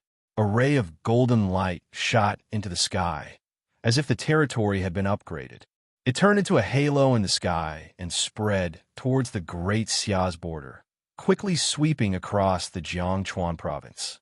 The marching Great Zhou army seemed to be frozen in place and couldn't move forward. At the same time, Di-chun, who was in Handan City, heard a system notification. System notification. The Great Xia has used the war exemption card. Within a month, the surrounding territories of the Great Xia are not allowed to declare war on the Great Xia. Please withdraw immediately or bear the consequences. Di-chun was so shocked that his mouth could fit an egg. There's such a thing. Di-chun wasn't a fool. He immediately realized that he had fallen into the old fox's trap. The reason why the Great Xia dared to move the brave Tiger Army and the Hidden Leopard Army away was because they had nothing to fear. At the same time, they had dug a big hole for the Great Zhou dynasty. Yet, Di-chun jumped into it without hesitation. Now, he went for wool and came home shorn. Before he could do anything to the Great Xia, he was rebuffed and scolded by the players. He didn't gain anything and could only obediently withdraw. As for ignoring Gaia's warning and continuing to advance, Di-chun didn't have the guts to challenge Gaia's authority. Even if he wanted to do so, the Great Zhou army couldn't advance and could only obediently withdraw. This was the difference between the game world and reality. Sometimes, an inconspicuous item could change the direction of a war. What a good plan! Di Chan gritted his teeth, his nails digging into his flesh. The Great Zhou dynasty had initiated a civil war in the Huaxia region, but ended up with nothing. They had lost this golden opportunity. Di Chun didn't know if the Great Zhou dynasty would be able to withstand the attack of the Great Xia dynasty in the future. The huge dynasty was suddenly in a state of turmoil. Di Chen's worries were quickly proven. Seeing the Great Zhou army leave in high spirits and return in low spirits, the first to lose their cool were the adventurers who had settled in the Great Zhou dynasty. They felt that the ship of the Great Zhou dynasty was unstable. If we stay here any longer, the ship will sink. The first to retreat were the small and medium-sized guilds that had nothing to worry about. They hurriedly fled to the Great Xia. However, things weren't that simple. Once the players settled in the territory, they couldn't leave as they wished. Before the war, it was fine if a few players left. The Great Zhou Imperial Court didn't mind. But now that the guilds had all left, that wouldn't do. If you settle in the Great Zhou dynasty, you are a citizen of the Great Zhou dynasty. If you dare to flee to the Great Xia, you will be committing treason, Di Chan said. Di Chan was ready to go all out and lay his cards on the table with the players. If the players were allowed to leave, there would be a wave of refugees. At that time, even the unhindered sword aura, the 18 steeds of Swallow and Cloud, and the embroidered uniform guards wouldn't be able to control the emotions of their members. They might even be forced to leave the Great Zhou dynasty. If that happened, the Great Zhou dynasty would really be cut off. Without the adventurers' help, the Great Zhou dynasty would be exhausted just by dealing with the monster nests in the territory. Once Di Chan was tough, the players were terrified. Facing the army of a territory, the adventurers didn't have any advantage. Since the Imperial Court wouldn't let them go, they could only hide in the Great Zhou dynasty. However, they were secretly dissatisfied. When Ouyang Shua heard the news, he couldn't help but applaud Di Chen's decisiveness. However, he couldn't suppress them by force. Ouyang Shua immediately instructed the Mountain Ocean Guards to use the spies scattered in the Great Zhou dynasty to secretly contact these guilds. Maybe they would be useful in the future. Of course, Ouyang Shua didn't have much hope. These players were fence-sitters. They were different from the players who settled in the Great Xia dynasty. If they really came, it was hard to say whether the Great Xia dynasty would accept them. Due to the existence of the war exemption card, the civil war in the Huaxia region ended hastily and anticlimactic, leaving everyone dumbfounded. After stabilizing the situation in the Great Xia dynasty, Ouyang Shua turned his attention to the fierce battle overseas. What kind of results would the Great Xia dynasty achieve if they fought 1 against 4? Whether the other forces would intervene or not was still unknown. They had to be careful. Chapter 1162. In the first week of the war, Great Xia's progress in the war was very smooth as they were well prepared. They conquered cities and territories along the way with irresistible force. In just 1 week, Han Xin led his troops to break through the northern part of Kalimantan Island and was advancing toward the southern part of Java. The brave Tiger army led by Sun Bin had also reached the foot of Bukit, the capital of Johor. From the looks of it, Johor was going to be the first to fall. The Dragon Stallion army and the Hanoi army had also arrived at the outskirts of Bukit and were ready to launch a general attack. However, after the last round of renewal, they had to occupy the entire territory in order to win the war, not capture the capital. Even so, the capital was the symbol of a nation and was heavily deployed. Once they captured the capital, they would have won half the war. The military operations of the Southern Frontier Army on Irian Island in Java were also progressing smoothly. From the looks of it, Padang City didn't have the courage to face the Great Xia army head-on. They seemed to really intend to defend their base camp on Sumatra Island. The Java Lord Wui's plan was actually very simple. He was prepared to seize the opportunity. If the organization didn't make any major moves to stop Great Xia's military operations, Padang City was prepared to swallow their anger. If the Silver Hand planned to counterattack, it wouldn't be too late to send troops then. Although he felt somewhat helpless, this was the best solution that Wui's could think of. In the previous battle at Luzon, Padang City had lost 350,000 soldiers and the Padang fleet. Their vitality had been greatly damaged, and they had yet to recover from it. They truly did not have the courage to fight against the Great Xia Empire. As for helping Johor across the sea, it was even more impossible. Padang City was now like a clay bodhisattva crossing the river.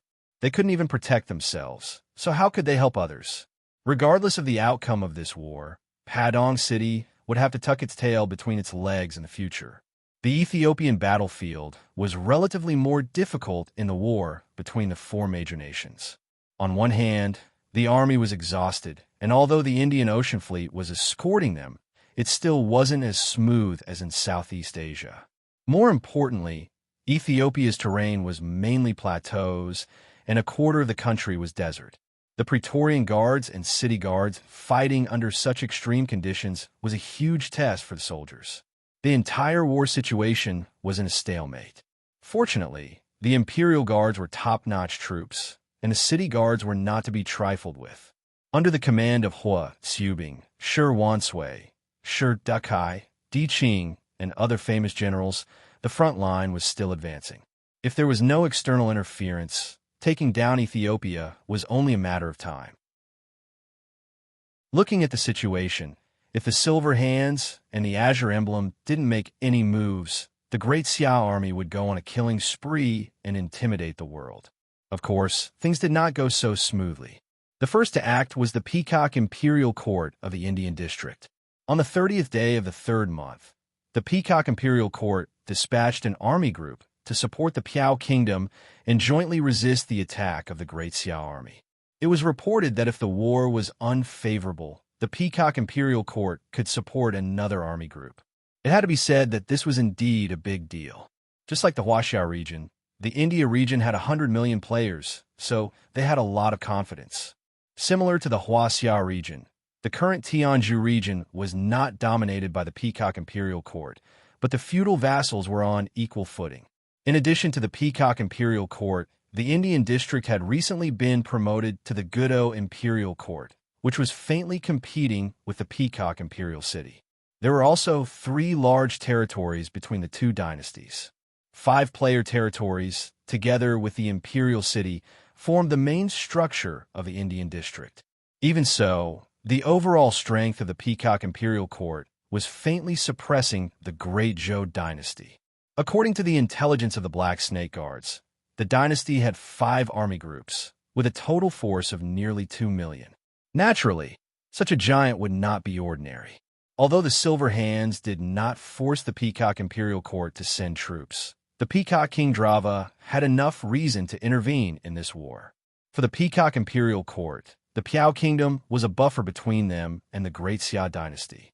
With the Piao Kingdom, the Peacock Imperial Court could sit back and relax, and did not have to worry about fighting with the Great Xia dynasty. Without the Piao Kingdom, the two dynasties shared a large area of land, and no one wanted to be a neighbor of the Great Xia dynasty.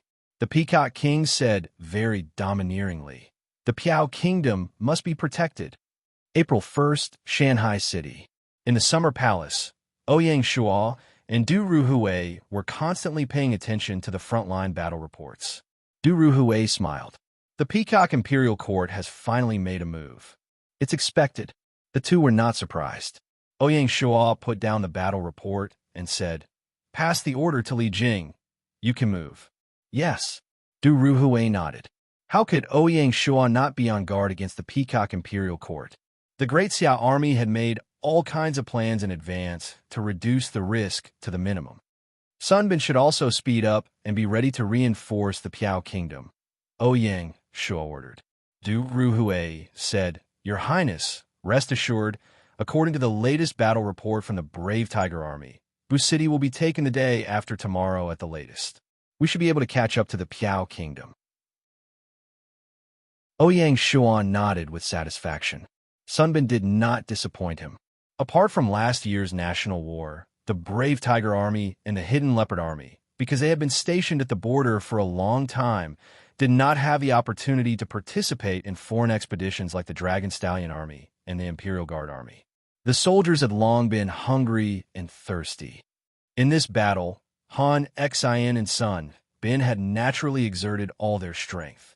The two armies were fighting very fiercely this time. It was necessary to resolve the first stage of the battle as soon as possible so that they could participate in the second battle. In the words of Han, Xian, "We can't let the Dragon Stallion army have the upper hand." According to the plan, after the brave Tiger army captured the Johor Peninsula, they would continue north and enter the battlefield of the Piao Kingdom. If the Hidden Leopard Army and the Luzon Army successfully captured Kalimantan Island, they would also attack Sulawesi Island. The entire battle plan was interlinked. Such an arrangement was also for the sake of ending the battle cleanly within a month. In addition, Ouyang Shua also had a trump card. This trump card would be used as a reserve for the overall situation and would not be easily used. If the battle went smoothly, it would not even be used. Besides the Peacock Imperial Court, who else would be unable to restrain themselves and jump out to find trouble with the Great Xia? The land of Shu, the border of the Tufan dynasty. Because of the existence of the communication compass, the military order was almost instantly transmitted to Li Jing. As soon as the military order was issued, the Flying Bear Army, which had long been ready, immediately moved into action, crossing the border and entering the territory of the Tufan dynasty. Do not misunderstand, the Flying Bear Army was not going to attack the Tufan dynasty. Although the Tufan dynasty had arrogantly wanted to marry a princess of the Great Xia when they sent an envoy to the court, causing Ouyang Shua to be very dissatisfied, now was not the time to attack the Tufan dynasty. Ouyang Shua was not arrogant enough to fight against 5 people at the same time. That was not confidence, but arrogance. The Flying Bear Army was preparing to borrow the Tufan dynasty's route to attack the northern region of the Peacock Imperial Court, adopting a method similar to besieging Wei to rescue Zhao. They intended to force back the reinforcements of the Peacock Imperial Court and support the battlefield of the Piao Kingdom.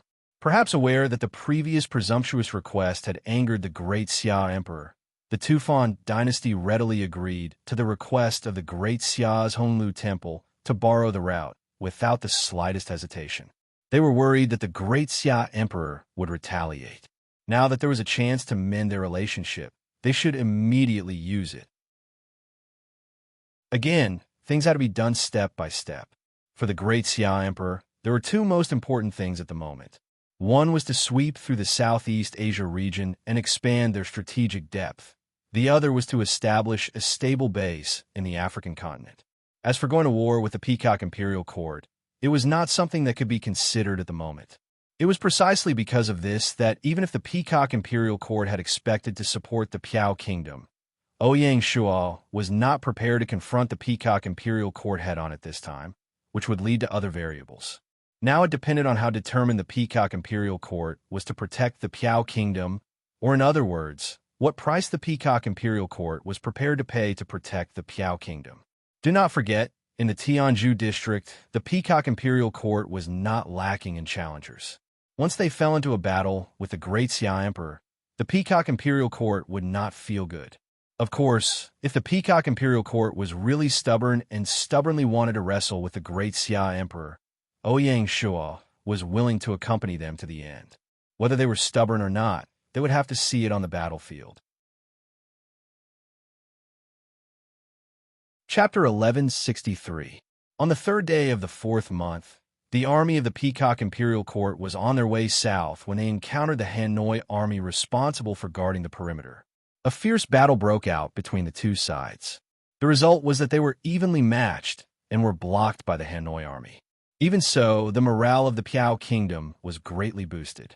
The reinforcements of the Peacock Imperial Court not only allowed the Piao Kingdom to see the hope of a comeback, but also allowed the other war zones to see a glimmer of hope, hoping that more forces would intervene in this war. The second to jump out was the Arab Empire. The Arabian Empire faced the Persian Gulf to the east, the Red Sea to the west, and North Africa across the sea. It was formed from a merger of more than 10 countries, and the total number of players was around 14 million.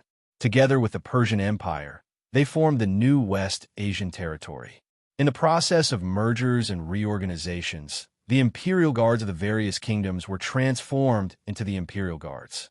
Currently, the Arab Empire no longer had any imperial guards, but the imperial guards numbered 2 million. Be it the size of its territory or the size of its army, the Arab Empire could not be ignored. When Great Xia gradually lost control of the Gulf of Aden, the Red Sea, the Suez Canal, and the Mediterranean Sea, the Arab Empire immediately jumped out with the intention of controlling the Gulf of Aden and the Red Sea. One must know that trade is also the pillar of the Arab Empire's economy. Arabs are natural merchants. After Great Xia opened the Grand Line, active Arab merchants could be seen everywhere. Controlling the Red Sea was of great importance to the Arab Empire. At a time like this, the Arab Empire was naturally unwilling to let Great Xia take over Ethiopia. They wanted to strengthen their presence in the region and hinder their plans. In this regard, Great Xia's attitude was very firm.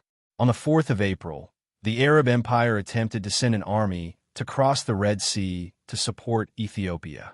Unfortunately, they were intercepted by the Indian Ocean fleet of the Great Xia and sunk when they were halfway there. In order to deal with the Battle of Ethiopia, the 2nd and 3rd formations of the Indian Ocean Fleet were cruising the waters of the Gulf of Aden 24/7. The Arab Empire was not known for its navy, so how would it dare to fight against the Indian Ocean Fleet? Unexpectedly, the Arab Empire was also quite determined. After suffering a setback in the first round, they were not discouraged.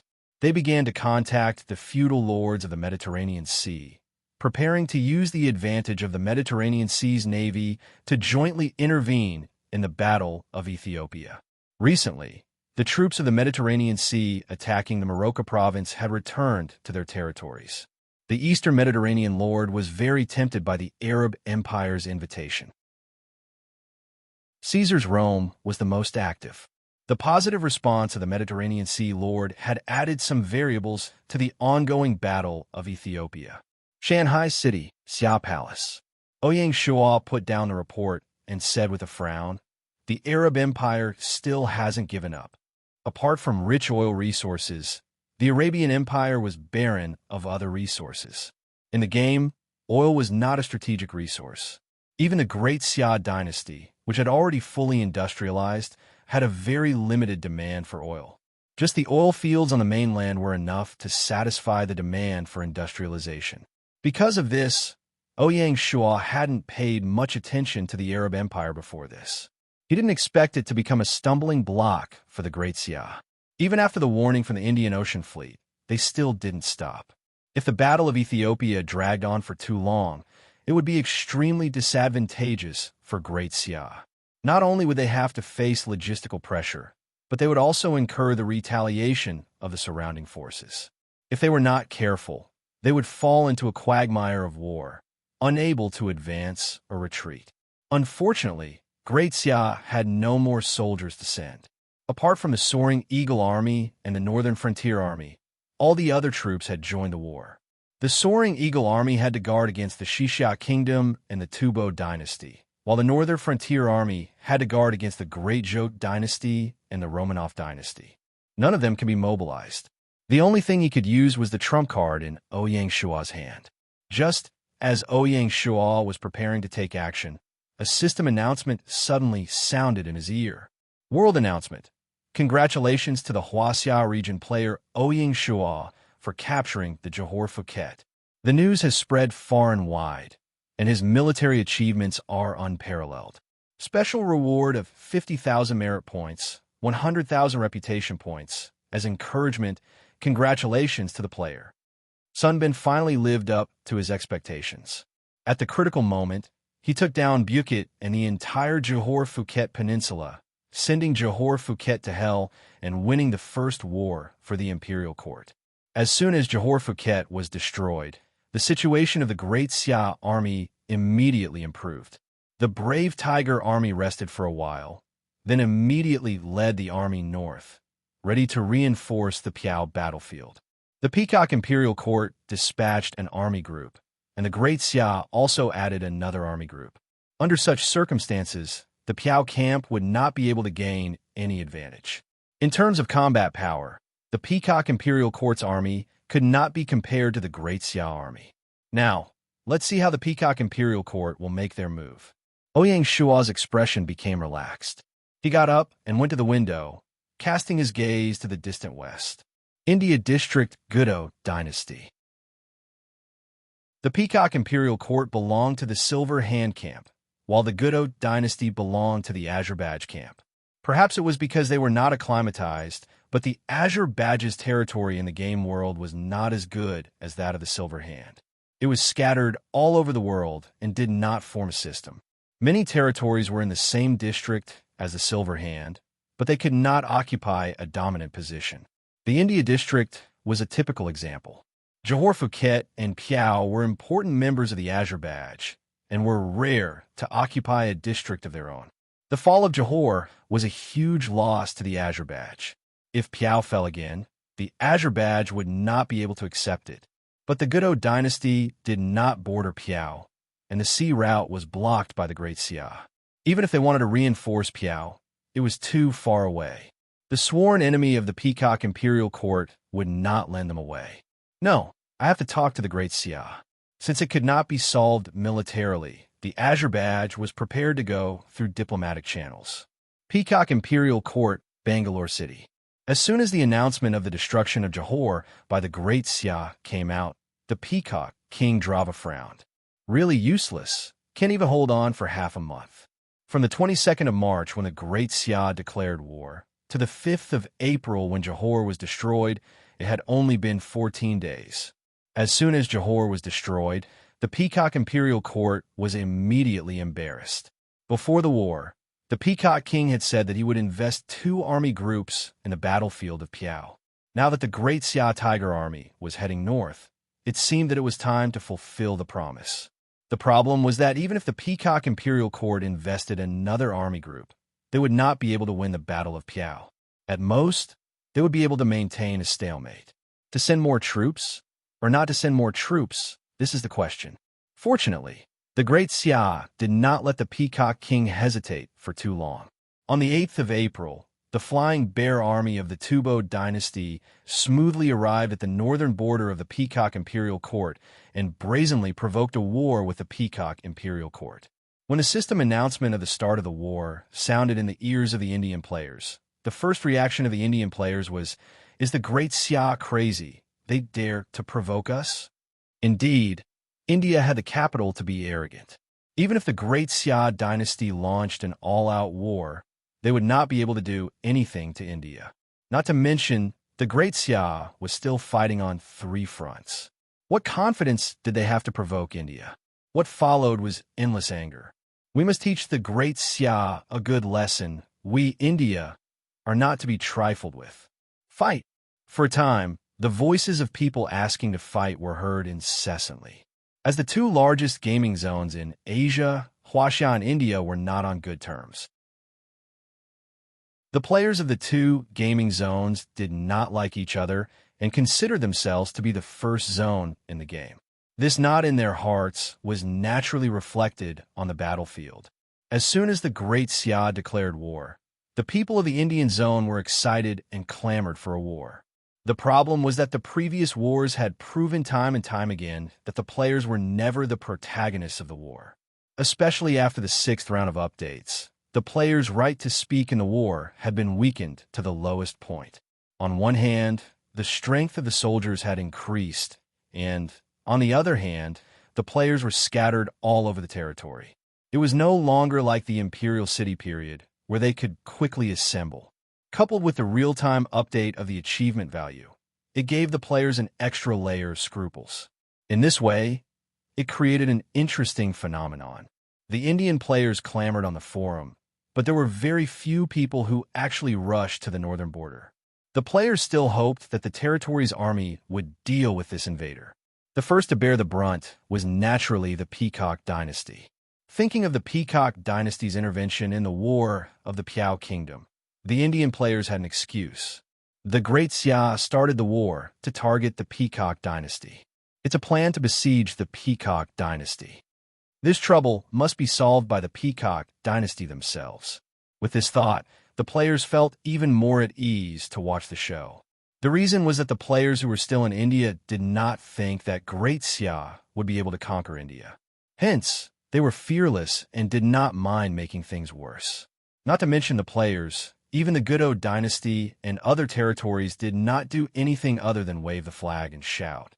Perhaps they were even secretly gloating over his misfortune. Now, it was up to the Peacock dynasty to do what they wanted to do. Chapter 1164. The Peacock King was no fool. It was just that the Peacock Imperial Court had already sent out their troops.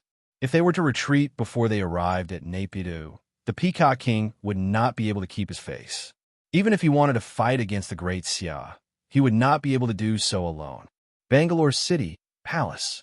What should we do? The Peacock King asked his subordinate, Chung who was a historical genius. He was a minister of the third generation of the Peacock dynasty, King Ashoka. In the game, he was an old man in his 50s and was the most trusted minister of the Peacock King. Does the great king wish to retreat with dignity, or do you wish to protect the Piao kingdom? Chung asked. The Peacock King was startled. It would be best if we can protect the Piao kingdom. In that case, I have a plan. Speak. The Peacock King's eyes lit up. Chung said, hasn't the Goodo dynasty always wanted to reinforce the Piao kingdom? But it's just that they don't have a military passage? Then we'll let them enter the battlefield in Piao. I see. The Peacock King furrowed his brows and worriedly said, isn't it too risky to borrow the road? What if they don't support the Piao kingdom at all and instead take advantage of the opportunity to cause trouble halfway through? That would be too much for us to handle. The two dynasties were mortal enemies, so such a thing was not impossible. I won't. Chung was full of confidence. Why do you say that? If it was before the Great Xia kingdom started the kingdom war, then it might be possible. Right now, India is in a kingdom war with Great Xia. If the Gudwa dynasty dares to play any tricks, they will be committing a heinous crime and will be courting death.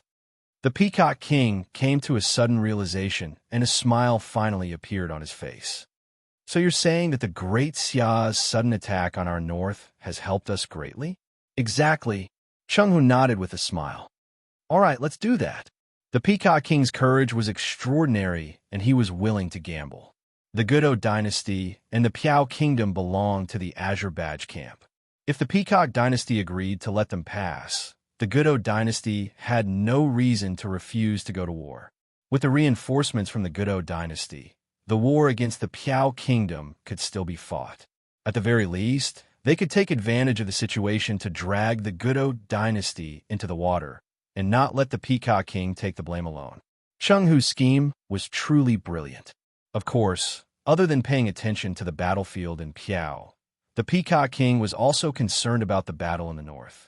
Because the north bordered the Tufan dynasty of Huaxia, the Peacock Imperial Court did not deploy a large number of troops in the area. The sudden invasion of the Great Xia Flying Bear Army caught the Peacock Imperial Court unprepared. The commander of the Flying Bear Army, Li Jing, was a godlike existence.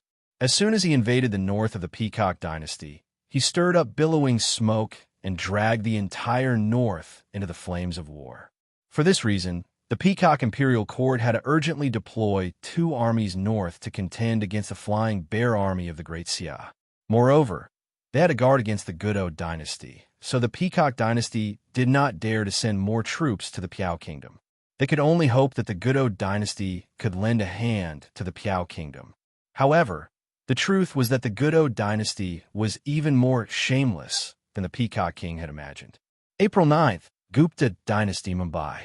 Receiving the letter from the Peacock Imperial Court that they were willing to pass through, the Goodo Imperial Court fell into hesitation.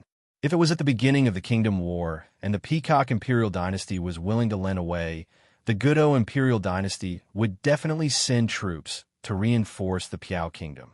But the situation now was vastly different from half a month ago.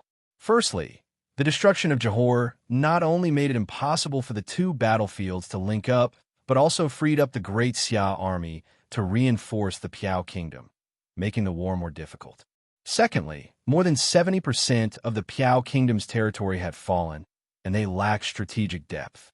In a situation where the situation of the war was unclear, if the army of the Gudo imperial dynasty plunged into the Piao kingdom, it would be best if they could defend the Piao kingdom, but if they could not, the problem would be too serious.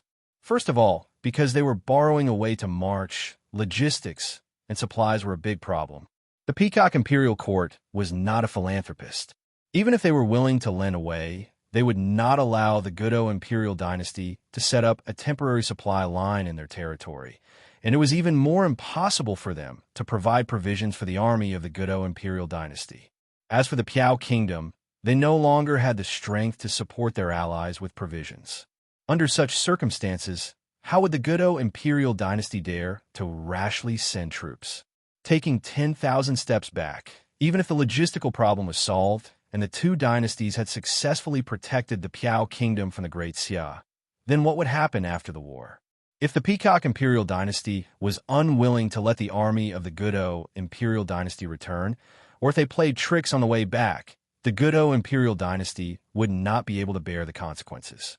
The two dynasties were mortal enemies and belonged to different camps, so there was no basis for trust. It was very normal for someone to plot against someone. The problem was that the Peacock imperial dynasty had already spread the matter of borrowing away to India. They even held a special press conference, saying that they were willing to join hands with the Gudo imperial dynasty and help the Piao kingdom on the battlefield. This immediately forced the Gudo imperial dynasty to the edge of the cliff. If the Gudo imperial dynasty did not send troops, their prestige in the India district would plummet. Deleva, that bastard, the lord of the Gudo imperial dynasty, Akbar, was very indignant and almost cursed. He paused for a moment before saying, "Fortunately, I also have a backup plan, otherwise I would have been fooled." On the same day, Akbar sent a reply to the Peacock King Deleva, saying that the envoy of the Azerbaijan had already gone to the Great Xia dynasty to mediate the war. In order to show their sincerity, before the envoy returned, the Gudo imperial dynasty would not send troops. This was a delaying tactic. The Peacock King could only sigh helplessly when he received the news. He had to fight on two fronts and wait for the result. 11th of April, Shanghai City. Akbar was not really evading. On this day, the envoy of the Azerbaijan arrived at Shanghai City.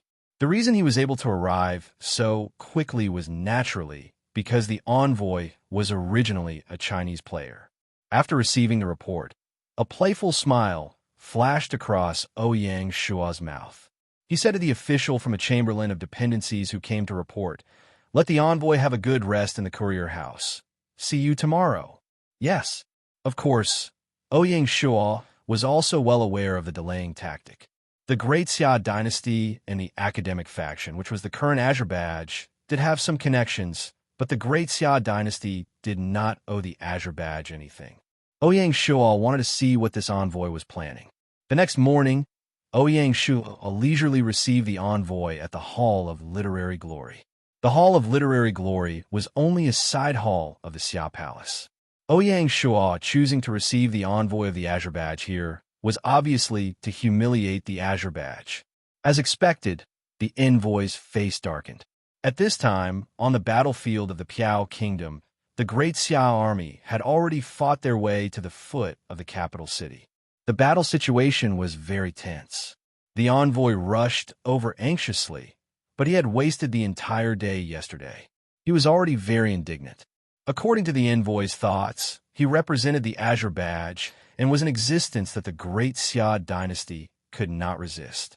The Great Xia dynasty should respectfully welcome him and immediately receive him.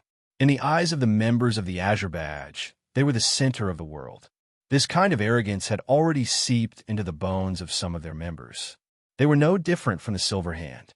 Especially after the former Federation President Elderchin lost power, the arrogant tendencies within the Azerbaijan became more and more obvious. They were just like the second Silver Hand. Ideals and beliefs had long been thrown to the back of their minds. Driven by this kind of thinking, how could the envoy's expression be good? If it wasn't for the fact that he had a request for the Great Xia dynasty, he would have already turned hostile. Even so, he couldn't help but question, "I am the envoy of the Azerbaijan. Is the Great Xia dynasty a barbarian land? Have they even forgotten the most basic etiquette?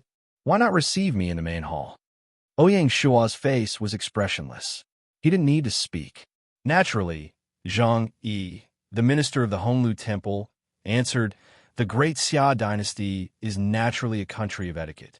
The main hall is to receive envoys of equal power. But I wonder if the Azure Badge is a dynasty? Or is it a territory? Is it an official diplomatic relationship with the Great Xia dynasty?" The envoy was speechless. The Azure Badge had just been established, so how could they establish diplomatic relations with the Great Xia dynasty? Zhang Yi, however, didn't intend to let it go. Since there is no official diplomatic relationship, it is already exceptionally generous of my king to receive your esteemed envoy here. I hope that the esteemed envoy will not take an inch and take a mile. The envoy's face flushed red. Only now did he realize that the so-called halo of the Azure Badge had no deterrent power in front of the world's #1 dynasty like the Great Xia dynasty. Diplomacy, after all, was supported by strength. It wasn't that the envoy didn't know the principle of a weak country has no diplomacy, but he would never have thought that the Azure Badge would be the weak party. As a super alliance that could contend against the Silver Hand, no matter where they went, wouldn't they be feared? But the Great Xia dynasty didn't fall for this. The envoy's arrogance was suppressed to the lowest point before he even opened his mouth to talk about serious matters. This person was selected as the envoy, so he had some means. At the very least, he was thick-skinned enough. Seeing that he couldn't get any benefits from this matter, he immediately changed the topic. After a little pleasantries, he went straight to the point. "We have done a favor for your dynasty." Old Chen also gave Emperor Xia some pointers. "Emperor Xia, you won't deny this, right?" Ouyang Shua nodded. "I do owe Old Chen a favor." Back in the City of the Sky, Ouyang Shua received pointers from Old Chen, so naturally, he wouldn't deny it. When the envoy heard this, his face showed an expression of relief. He thought to himself, "It's good that you remember it. If that's the case, now we would like to ask Emperor Xia for a small favor." "We hope that you won't decline," the envoy said. The corner of Ouyang Shua's mouth curved into a smile. He knew that a good show was about to start. "Please speak." "We hope that the Great Xia dynasty will withdraw their troops from the Piao Kingdom in order to preserve the friendship between our two countries." The other party was really asking for an exorbitant price. He wanted the Great Xia dynasty to withdraw their troops right off the bat. This kind of thick-skinned face, Ouyang Shua had learned something new. Unfortunately, Ouyang Shua couldn't directly refuse. After all, he just admitted that he owed the other party a favor. How could he immediately turn hostile? He still had to give this face. Chapter 1165. After pondering for a moment, Ouyang Shua said, "First, I only owe Old Chen a favor. I don't owe Azure Emblem anything. Also, rumors say that the person in charge of Azure Emblem isn't Old Chen. Is that true?" The envoy's expression was obviously awkward. This matter involved the internal power struggle of the organization. How could it be announced to the public? Ouyang Shua continued, "Second, a favor is a favor, and a war is a war. If Azure Emblem really feels that they have a friendship with Xia Kingdom, then how do you explain the Morocco province incident? Although the Morocco War was led by the Silver Hand, Azure Emblem also contributed a lot." The envoy was speechless. After a while, he said, "To be honest, Emperor Xia, the Peacock dynasty has agreed to let the Gudo dynasty pass. If the Xia Kingdom's army does not withdraw from Piao, they will face the joint attack of the two dynasties." Since friendship could not be discussed, the envoy could only talk about military threats. Ouyang Shua was the least afraid of threats. He said with a smile, "That's good. There's no need to say more. Let's fight on the battlefield." Seeing that Ouyang Shua was not moved by force or persuasion, the envoy was completely at his wit's end. He knew that he would not be able to get any benefits, so he no longer suppressed his temper and threw out a harsh sentence. "Humph. You will regret it." Then he left in a hurry. Ouyang Shua shook his head in amusement and got up to leave the Hall of Literature. Azure Emblem's negotiations were fruitless, and he felt deeply humiliated. He could no longer care about anything else. He ordered the Godo dynasty to immediately dispatch a group of troops ready to bypass the Peacock dynasty and intervene in the Battle of Piao. At the same time, the Godo dynasty changed their previous stance of watching the show. They called on the players and territories of the Tianzhu district to unite and fight against the invasion of the Xia Kingdom's Flying Bear Army and defend the country's honor. For a moment, the northern Tianzhu district was full of smoke.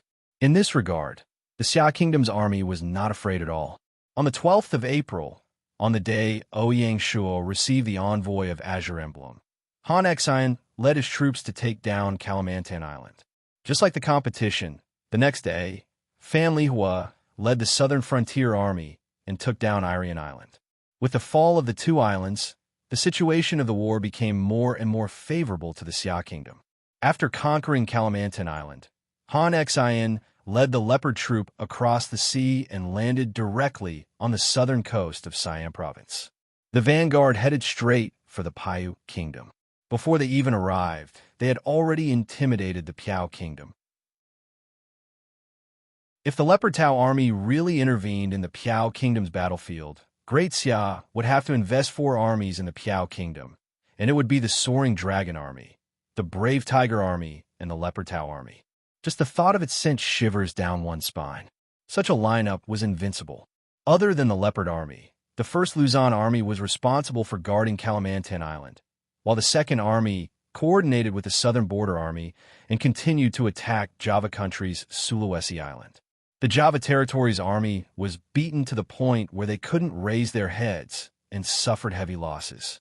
In the middle of April, with the intervention of the Leopard Army of the Great Xia, even if the Godo Imperial Court and the Peacock Imperial Court joined forces, they were unable to reverse the situation of the Piao Kingdom. The first to admit defeat was the Peacock Imperial Court. The Peacock King was not only worried that the army he had sent out would be eaten up by the Great Xia army, but he was even more worried that the Great Xia army would take advantage of the victory and attack the entire territory of the Peacock Imperial Court. The Flying Bear Army of the Great Xia had set off the flames of war in the north of the Peacock Imperial Court. It seemed to be besieging Wei to rescue Zhao, but who knew that with the change of the war situation, they would really attack the Peacock Imperial Court? Even if the Indian region could win the Kingdom War, the Peacock Imperial Court, as the main battlefield, would most likely be beaten into ruins. This was a risk that the Peacock King dared not take. On the 15th of April, just as Sun Bin led the Brave Tiger Army into the Piao Kingdom and headed all the way north, intending to join forces with the Hanoi Army to destroy the Peacock Imperial Court's army, the other side took the initiative to withdraw.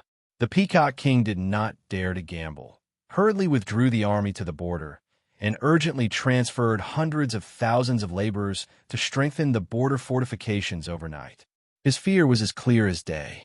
The Peacock Imperial Court was terrified, and the Godo Imperial Court naturally took advantage of the situation.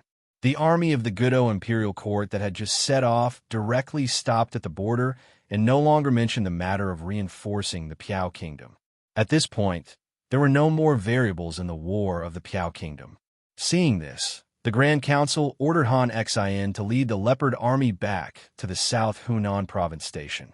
The 1-month validity of the war exemption card was about to expire, and the border needed the Leopard Army to guard.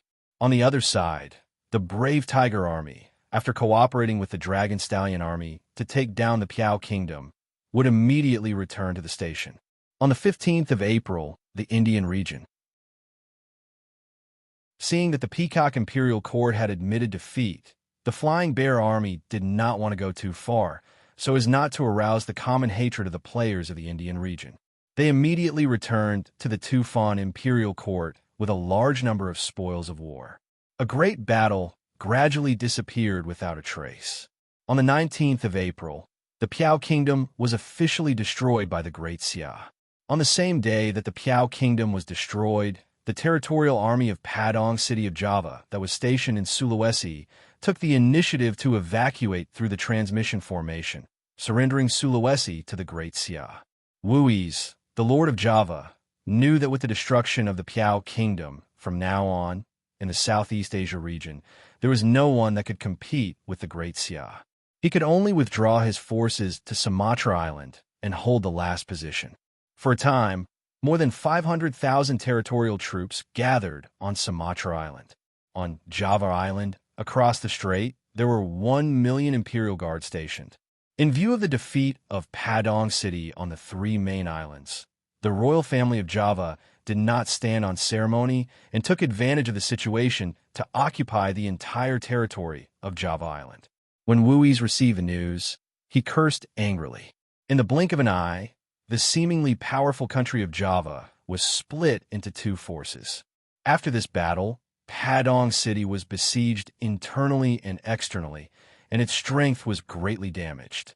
Other than self-preservation, it could no longer pose a threat to the Great Xia. The Great Xia's Southeast Asia strategy was successfully realized. April 20th, Arab Empire. Johor and the Piao Kingdom were destroyed one after another. The Java Kingdom was shattered. The Peacock Dynasty and the Gudo Dynasty admitted defeat one by one, and the Great Xia swept across the Asian battlefield. The continuous system announcements put great pressure on the Arab Empire. At present, the Great Xia had completely freed up its hands, and its million-strong army could be teleported to Somaliland province at any time. Under such circumstances, did the Arab Empire still have the ability to intervene in the Battle of Ethiopia? Obviously not. Didn't they see that the Mediterranean Sea lords who had promised to send troops back one by one? After all, Somalia was different from Morocco. Morocco province was located in the core area of Europe and America, and even the Dawson dynasty could intervene. Somalia was located in the Indian Ocean, and the influence of the European and American lords in this area was still very limited. This gave the Great Xia an opportunity. In less than a month, the Great Xia coalition army had conquered half of Ethiopia's territory, and their logistical supplies had been greatly improved. The overall situation of the war was becoming more and more favorable for the Great Xia. If the Silver Hand wanted to repeat the same old trick and wanted to mobilize a million-strong coalition army to trap the Great Xia in Ethiopia, it was absolutely impossible. If they really did that, it was hard to say who would be trapped. Moreover, from the perspective of the Mediterranean Sea lords, they might not necessarily want the Dawson dynasty to extend their tentacles into the Mediterranean Sea and allow the Freedom Fleet to freely sail in the Mediterranean Sea. The four national wars launched by the Great Xia this time seemed to be unrelated, but in fact they were a whole. No matter which side obtained a crucial victory, it would trigger a chain reaction and take advantage of it. At this moment, the Great Xia army had already become invincible. Whoever dared to intervene in the Battle of Ethiopia at this time would only be asking for trouble. Although the Arabs were greedy, they were not stupid. Seeing that they couldn't gain any advantage, they decisively disbanded the newly assembled troops and no longer planned to intervene in the Battle of Ethiopia. Since the initiator, the Arab Empire, had already given up, the Mediterranean Sea lords had even less of a chance. Even the powerful Caesar didn't have the guts to declare war on the Great Xia alone without the help of an organization. The destruction of Ethiopia was only a matter of time. 26th April, Handan City. This morning, the war exemption card, used by Ouyang Shua, had officially lost its effect. However, Dicha no longer had any thoughts of taking advantage of the situation. All he had was endless fear. Fear of the Great Xia. In a short span of a month, the world had changed, and the situation of the world had changed. Faced with the aggressiveness of the Silver Hand and the Azure Emblem, the Great Xia responded calmly. After taking the initiative to give up the Morocco province, they immediately launched a fierce offensive. First, they used the deterrence of the Huaxia supremacy to prevent the 8 great dynasties, including the Shu Han dynasty, who hated the Great Xia to the core, from initiating an attack on the Great Zhou dynasty. With no worries in the country, they went all out and brazenly launched 4 wars against the outside world. Moreover, they succeeded in all of them and achieved total victory. Such a combination of blows dazzled the eyes, but they couldn't help but gasp in admiration. From then on, the Great Xia dynasty's position as the hegemon of the Asian region was as stable as Mount Tai and unshakable. By stabilizing the Asian region, the Great Xia dynasty's global layout would be more skillful and wouldn't be restrained. However, the Great Zhou dynasty had to bear the blame of initiating a civil war and could face the revenge of the Great Xia at any time. Damn it! Why is life so difficult? Di Chun had long lost his elegant demeanor and became dispirited. Chapter 1166. 28th of April, Shanghai City. Ouyang Shuo had no time to care about Di Chen's fear. As the Battle of Ethiopia came to an end, a large number of territories were waiting to be taken over, and a large number of prisoners of war were waiting to be reorganized. For Great Xia, it was just the beginning. As the situation in Southeast Asia gradually calmed down and became an inseparable part of Great Xia, the imperial court decided to reorganize the administrative divisions of the region, including the Australian mainland. First, the Auckland region was abolished. The Auckland region was directly transferred to the Australian province and became a county under the province. The establishment of the Auckland region was a problem left over from history. As the Australian province stabilized, it was time to completely solve it. Of course, only the administrative divisions were abolished. Ouyang Shuo still put Auckland's governor, Johnson, in an important position. He appointed Johnson as the governor of Australia, which was a huge leap in his career. The current governor of Australia, Liu Xiufu, was appointed to another position. Second, the adjustment of Hanoi Province and Siam. Hanoi Province was reorganized from Annam, Chenla, and Nanjing. This adjustment included the subsidiary Siam into Hanoi Province, forming a large province.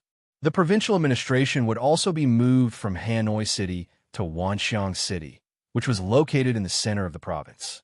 After Siam submitted, it had been in contact with the imperial court. Now that the reform had been completed, it was inappropriate to keep the name of the country. Hence, it took this opportunity to merge with Hanoi Province. After the merger, the governor of Siam, Tirade, was transferred to the governor of Luzon. The current governor of Luzon, Gu Xiuwen, was transferred to the governor of Hanoi. The current governor of Hanoi, Hu Zongxian, was appointed to another position. This combination not only weakened Tirade's influence in Siam, but also put Gu Xiuwen in an important position.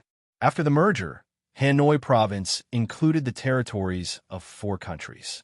It was one of the top provinces not only in the southern border, but in the entire dynasty. The governor of Hanoi was naturally more important than ordinary governors. There was another point that was easily overlooked. Geographically speaking, apart from the South Sichuan province where Shanghai City was located, the Hanoi province was the closest to the capital city of Shanghai City. It could be seen as the southern gate of the capital city. Under such circumstances, the status of Hanoi province was even higher. Hence, Ouyang Shuo specially decreed that the governor of Hanoi would be given the title of Deputy Minister of Administration, a rank 2 official, which was 1 rank higher than the governor's rank 3 official. As a result, Gu Xiuwen, a native civil official, became the most dazzling star among the civil officials in Great Xia. He became the king's favorite. Rumor has it that Gu Xiuwen was appointed as the governor of Hanoi because of the king's insistence. The cabinet was quite dissatisfied with this decision. After all, in terms of ability and experience, Gu Xiuwen, who had just been promoted to the governor of Luzon, would never have the chance to be appointed. Ouyang Shuo naturally had his reasons for doing so. 6 years after entering Gaia, historical talents were no longer rare existences in Ouyang Shuo's eyes. At this stage, there would be historical talents taking the initiative to become an official in Grand Xia every month. As mentioned previously, it was good to be a talented historian, but there were also many flaws. The most fatal flaw was that they had historical limitations and were incompatible with the philosophy of Great Xia. The natives didn't have this problem. For example, Gu Xiuwen had been following Ouyang Shuo since he was a village and grew up with Great Xia. Under Ouyang Shuo's influence, his political philosophy was highly similar to Ouyang Shuo's. There was no problem of breaking in. Of course, Ouyang Shuo was most at ease to use such a person as a governor. Therefore, at this stage, people like Gu Xiuan, Cui Shaoxi, Hao Jiansheng, and Sun Yan'an would have more advantages than historical talents. They were also the focus of Ouyang Shuo's nurturing. It was also most suitable to materialize such a group of people into reality. Gu Xiuan's important position was only the beginning.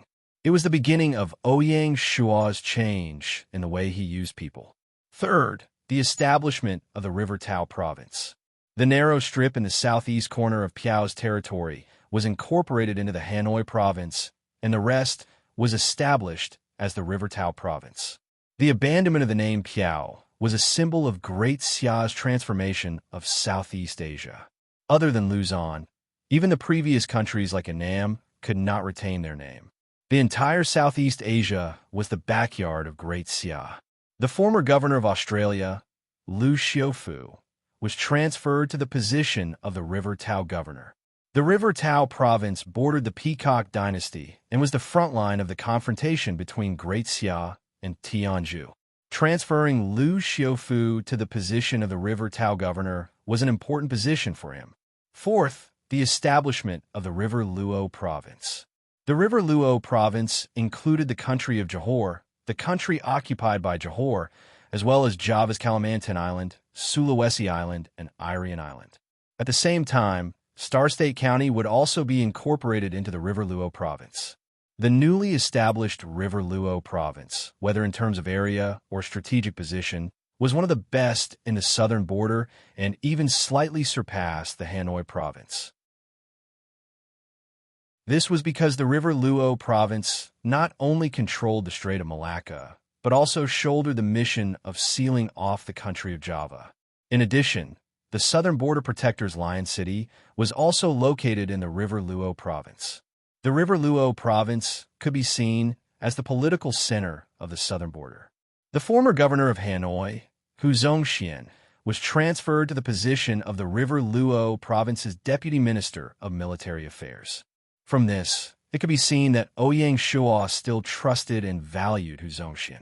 The reason why he let Gu Xiuan govern the Hanoi province and Hu Zongxian governed the River Luo province was because Hu Zongxian was a courtier who was proficient in both the pen and the sword. In the River Luo province, he would be able to control the situation. The abolition of a region and a dependent country and the establishment of two provinces. Under the premise of not creating a new governor, Great Xia had completed the layout of the Southeast Asia region. When the situation in the southern border stabilized, Great Xia would obtain a territory that could be compared to the mainland.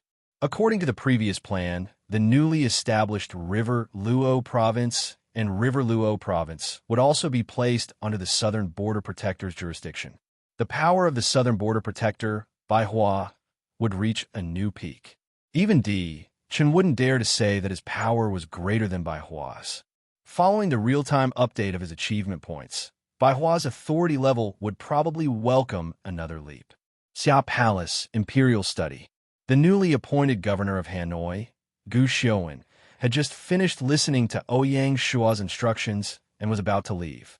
The person sitting opposite Ouyang Shuo was the former governor of Morocco, Moulin-Yue. After the fall of Morocco, Moulin-Yue led a group of officials back to Shanghai City. According to Ouyang Shuo's intention, he wanted to use this opportunity to let Moulin-Yue take up a position in the imperial court or become the governor of a province in the mainland. In the future, when the time was right, Ouyang Shuo would make arrangements. A hot place like Africa wasn't suitable for a lady like Moulin-Yue.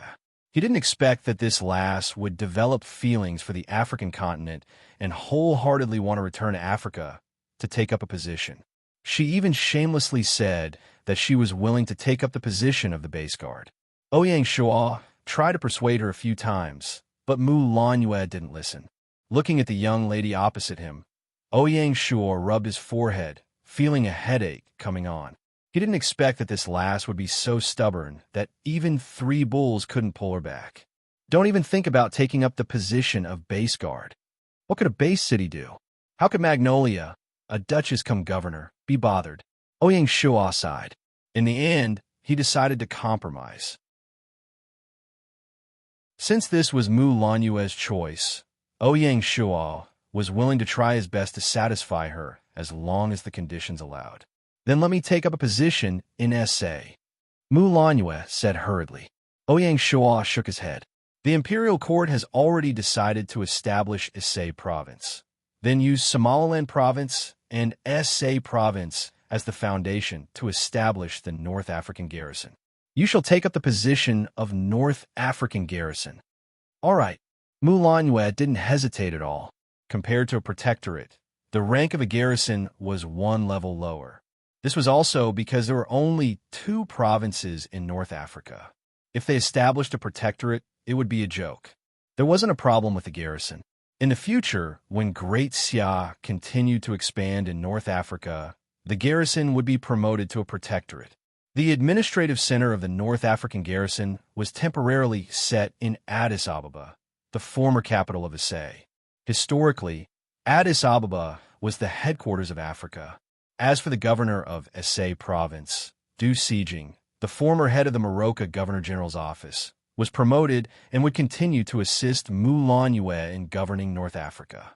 Du Sijing's promotion was also a form of appeasement to the officials of Morocco province. Apart from Du Sijing, the officials of the Morocco province were either sent to the Ethiopian province or to the newly established North African Guardian Palace to assist Guardian Magnolia in taking control of the situation as soon as possible. Only Mu Lanyue could enjoy such preferential treatment. Even when Bai Hua was transferred from the Yunnan Governor-General to the southern border, he didn't enjoy such treatment. This could be considered as favoring Mu Lanyue. Those who knew the reason naturally wouldn't say anything. Instead, they felt that it was only natural. Among Bai Hua and the other 3, Mu Lanyue was the closest to Ouyang Shuo and the one he trusted the most. Anyone could betray Ouyang Shuo, but not Mu Lanyue. The relationship between the 2 of them wasn't that of biological siblings, but it was even better than that of biological siblings. They had already experienced the test of blood and fire. At this point, the aftermath of the war in the territory had come to an end. Next was the routine reorganization of the army.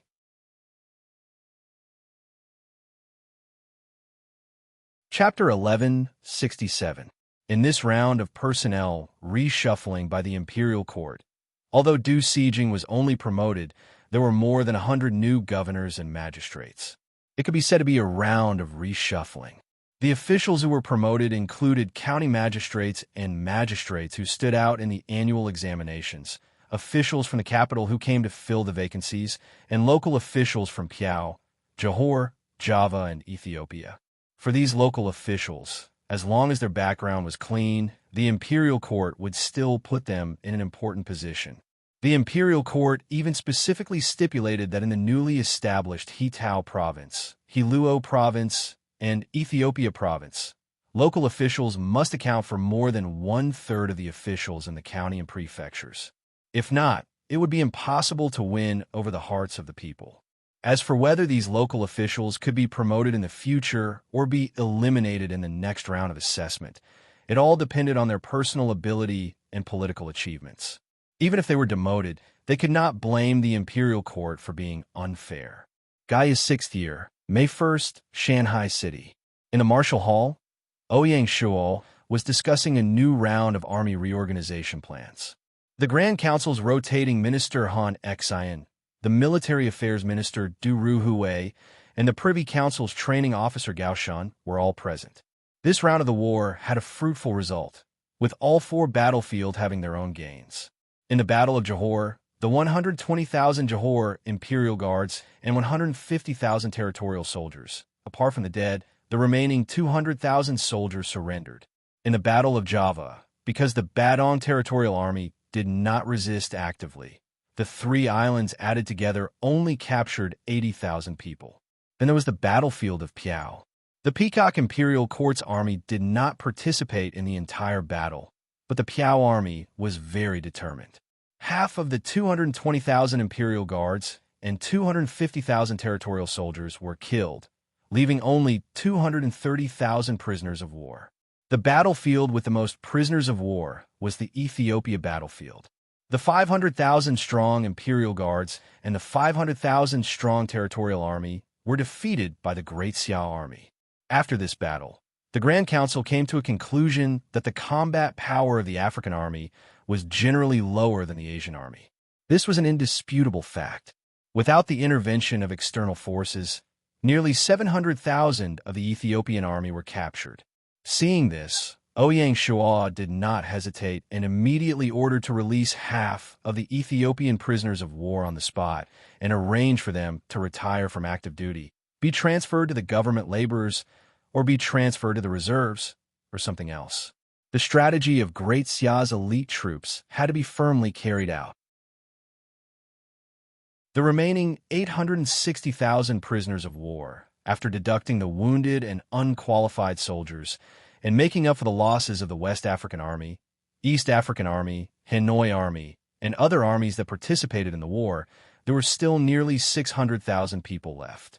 Because of that, the imperial court decided to upgrade the Luzon Army to the Halua Army and replenish 3 armies. The former commander of the Luzon Army, Onbei General Zhang Han, was promoted to the commander of the Halua Army and given the rank of second-rank Southern Lieutenant General. The Southwest War Zone had 3 border defense armies. The Hanoi Army was responsible for guarding the Hanoi and Hotao provinces. The Halua Army was responsible for guarding the Luzon and Halua provinces, and the Nanjing Army was responsible for guarding the vast Australian province. The 3 commanders of the Halua Army were all replaced by captive generals. One was from Johor, and the other 2 were from Piao. They were all top historical talents from their countries. It could be said that they had made the best use of their talents. In addition to replenishing the 3 corps of the Halua Army, the remaining captives could be reorganized into an army corps. The Privy Council discussed with the Grand Council and suggested to form a border defense army inland.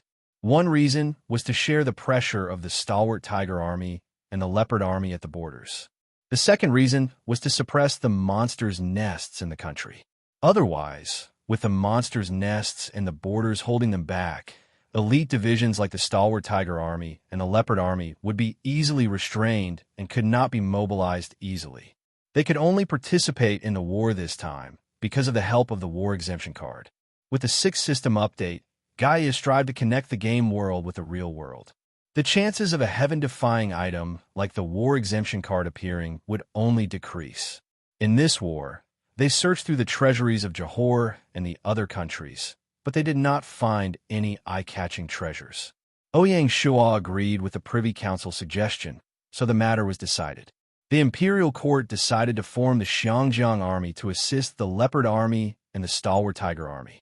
They would be responsible for the defense of Xiangnan Province, Jiangchuan Province, Minnan Province, and Lingnan Province. Zhang Shutao, the former commander of the Leopard Army's 5th Legion and a famous general of the Sui dynasty, was promoted to commander of the Xiangjiang Army and given the rank of 2nd-grade lieutenant general. The 5 commanders of the Xiangjiang Army were either promoted by the younger generation or the newly recruited historical generals of the Xia. At this point in time, the Xia did not lack generals who could take charge of an area. After the formation of the Xiangjiang Army, the remaining 40,000 prisoners of war were placed in a North African garrison residence to be secretly trained as gunmen. At the same time, they had to undergo maritime training. After the destruction of the Atlantic Fleet, Ouyang Shuo was extremely indignant. He had already instructed the Naval Command to start the reconstruction of the Atlantic Fleet. The reconstruction would be done with the highest standards. Ouyang Shuo hoped that the reborn Atlantic Fleet would one day return to the Atlantic Ocean battlefield to avenge the humiliation and show the might of Great Xia. At this point, the reorganization of the army came to an end. That was not all. Other than the establishment of the army, Ouyang Shuo used this opportunity to make a huge move. Under Ouyang Shuo's suggestion, the imperial court decided to establish the Southeast War Zone. Its jurisdiction included the Xiangnan Province, Jiangchuan Province, Minnan Province, Lingnan Province, and Ezhou County. Overall, the Southeast War Zone was the front line against the Great Zhou dynasty. The purpose of establishing the war zone was to integrate the military forces in the area and form a joint force. It would strengthen the coordination between the armies and lay the foundation for the future attack on the Great Zhou dynasty. From this, it could be seen that Ouyang Shuo had officially put the destruction of the Great Zhou dynasty on the agenda. The Morocco province incident made Ouyang Shuo realize the importance of to resist foreign aggression. One must first stabilize the internal situation. If they did not eliminate the hidden danger in Huaxia, Great Xia's path of expansion would be bumpy. The Blind Tiger Army, the Hidden Leopard Army, and the newly formed Xiangjiang Army under the Southeast War Zone included two elite divisions. Their overall combat power was not inferior to the previously established Southwest War Zone. The commander of the War Zone was Han Xian, the commander of the Hidden Leopard Army. According to the usual practice, Han Xian would also be the commander of the Hidden Leopard Army. This was also in line with Han Xian's status as the rotating minister of the Grand Council. Other than the establishment of the Southeast War Zone, Ouyang Shuo simply established the Northwest War Zone. Its jurisdiction included the Shu Province, Yunnan Province, and North Sichuan Province. The remaining South Sichuan Province belonged to the Zhili District and was protected by the city guards. With the establishment of the two war zones, the military cooperation between the provinces of the dynasty would definitely rise to a new height. It would be very beneficial regardless of whether it was to deal with the monsters that kept appearing or to fight against the outside world. From then on, there would no longer be any defensive blind spots in Great Xia's territory. The Blind Flying Bear Army and the Soaring Eagle Army were two elite divisions in the Northwest War Zone. The commander of the War Zone was the rotating minister of the Grand Council, the commander of the Flying Bear Army, and General Li Jing. Under Li Jing's unified command, the Flying Bear Army and the Soaring Eagle Army could work together.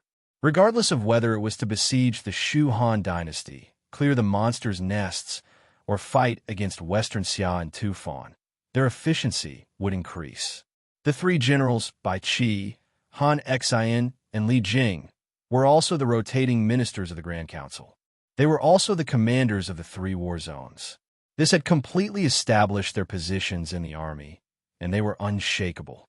Of course, it was impossible for the war zone to be in place in one go. The greatest difference between a war zone and an army was that it had a relatively fixed headquarters. The overall structure combined the dual functions of the Grand Council and the Privy Council. A large number of professional military talents were needed to establish a war zone's commander-in-chief. The logistics, training, intelligence, combat, staff officers, and other fields had to be provided with sufficient and strong personnel. Some of the officers were transferred from the Privy Council or the Grand Council, while the rest could only be transferred from the army. Aside from fighting, the army also bore the heavy responsibility of nurturing military talents. After Bai Qi joined the territory, the Great Xia army began to specialize. Today, even the battalions and brigades had specialized logistics officers and staff officers. There was still a very sufficient reserve of talents in the army. It was precisely because of this that Ouyang Shuo had the confidence to set up two war zones at once. It was not to the extent that the war zones were just decorations and empty shells that could not be used properly. Once the two war zones were on the right track, the workload of the Grand Council would also be greatly reduced.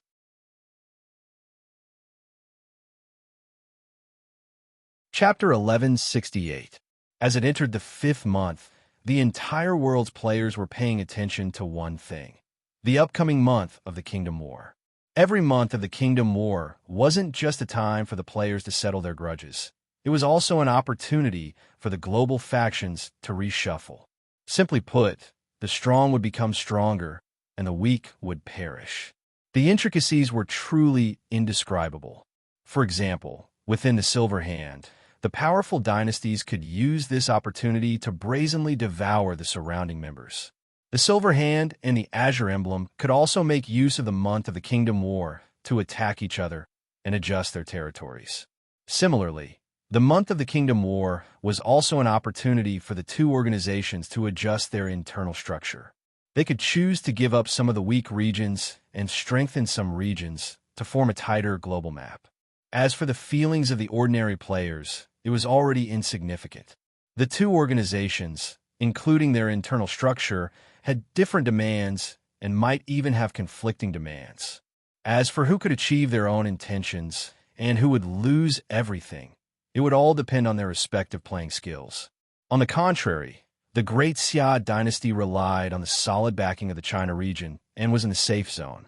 In the 5th month, the leader voting for the Kingdom War officially began. As a martial artist, the China region's Ouyang Shua didn't need to participate in the voting and automatically became the leader of the China region. The choice of which gaming region to attack was also decided by Ouyang Shua.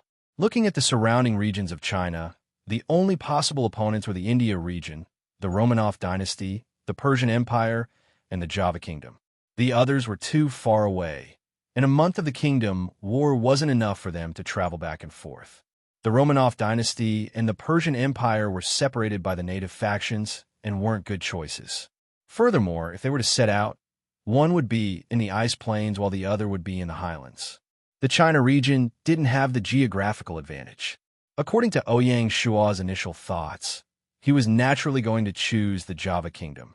If the China region declared war on Java, it would be impossible for Java to survive. It was the same as using everyone's hands to eliminate the last hidden danger in the Southeast Asia region. However, there were pros and cons to this. The month of the Kingdom War wasn't a solo stage for the Great Xia dynasty. With the participation of the 3 great dynasties in the China region, the distribution of territories after the war would be a problem, just like how the Japan region was split into 3. If Java was to be bitten off by the Great Zhou dynasty, Ouyang Shua wouldn't be happy. Rather than that, he might as well let the Java kingdom jump around for a while and deal with them separately in the future. Hence, the best target for the Kingdom War was the India region. Unfortunately, the Indian region was also an unquestionable superpower. It was no different from a fool's dream for the Huaxia region to conquer the entire Indian region in just a month's Kingdom War. If the Huaxia region took the initiative to go on an expedition, it was hard to say who would win in a situation where they were not fighting in their own territory. However, Ouyang Shua didn't have any other choice. What he had to consider now was how to take advantage of the opportunity of the Kingdom War to launch an attack on the Imperial region and not fail miserably. The plan needed to be studied by the Grand Council and the Council of Advisors together. In May, Ouyang Shua's focus wasn't on the Kingdom War. What Ouyang Shua was worried about was farming. At the beginning of May, the southern regions had already begun transplanting seedlings, and by late July, the first harvest of rice would be ready. Last year, Ouyang Shua made the judgment that there would be a food shortage this year. He didn't hesitate to spend a large amount of money to secretly purchase a large amount of food. If everything went well before the rice harvest in July, they would suffer a great loss. At least up until now, there had not been any natural disasters, causing Ouyang Shua to feel rather uneasy. Before May, the imperial court's new target of adding 200 million mu of arable land had been barely completed. The construction of farms in various regions was still in full swing, and they were already starting to operate. Great Xiao's agriculture was about to usher in a new round of growth. Even in May, there was still an endless stream of players applying to rent farms. A portion of the players had just migrated from the Great Zhou dynasty. The Great Zhou dynasty's attempt to attack Great Xia failed, but Great Xia achieved a complete victory overseas. With one side increasing and one side decreasing, the players living in the Great Zhou dynasty were extremely fearful. Even with Di Qin's strict order to restrict the players from leaving the Great Zhou dynasty, there were still quite a number of players who quietly left. Anyone with a discerning eye could see that from now on, the Great Zhou dynasty wouldn't be able to create any waves in the Huaxia region, and they might be destroyed by Great Xia at any time. If that was the case, why would the players stubbornly defend the Great Zhou dynasty? What made these players depressed was that they had finally entered the Great Xia territory, but they were being strictly inspected. According to the Great Xia Civil Affairs Bureau, the imperial court was controlling the number of mutants, and not everyone could be accepted. In order to settle down in Great Xia, apart from having a clean background, one had to be skilled. In the past, It was the players who chose the territory, but now the territory chose the players. Unexpectedly, this move by Great Xia had stimulated the players who wanted to settle down in the Great Zhou dynasty. According to their thinking, Great Xia had already set the threshold, and in the future, the threshold would only get higher and higher. The longer it was delayed, the harder it would be to settle down in Great Xia. Based on this judgment, a wave of immigration was set off, and it couldn't be stopped. This was how the world was. They were always optimistic and not pessimistic. Just like in the real estate industry, the higher the price of a house, the more people would buy it. If the price of a house dropped slightly, everyone would be hesitant and quietly wait and see. When Ouyang Shuo heard the news, he didn't know whether to laugh or cry. According to the intelligence gathered by the mountain sea guards, it wasn't just the players from the large and medium-sized guilds. Even super guilds like the embroidered uniform guards were starting to have internal conflicts. The calls for members to transfer to Great Xia were getting louder and louder. For super guilds, if they really wanted to leave, the Great Zhou dynasty wouldn't be able to stop them. Otherwise, there would be endless trouble in the future. Without a choice, Di Chun could only cooperate with the guild leader and promise various preferential conditions to the players to appease their restless emotions and plead with them to stay in Great Zhou. For this, it was inevitable that the Great Zhou dynasty would bleed heavily. Di Chun probably didn't expect that there would be a day when he would plead with the guild to stay. In the past, every time Handan City recruited players to settle down, there would always be a large number of applicants for him to choose from. Times had changed, but it was completely reversed. A huge sense of defeat deeply tortured Di Chun, making him want to go crazy. The entire Great Zhou dynasty was filled with a pessimistic mood, making people feel extremely depressed. The people's hearts are scattered, and it's not easy to lead the team. Di Chun always sighed. Right now, Di Chun's only hope was the Silver Hand. As long as the Silver Hand still wanted to curb the rise of Great Xia and not let Great Xia become the sole power, they needed Great Zhou to nail down the Huaxiao region. If Great Zhou fell, the Silver Hand would lose a good card.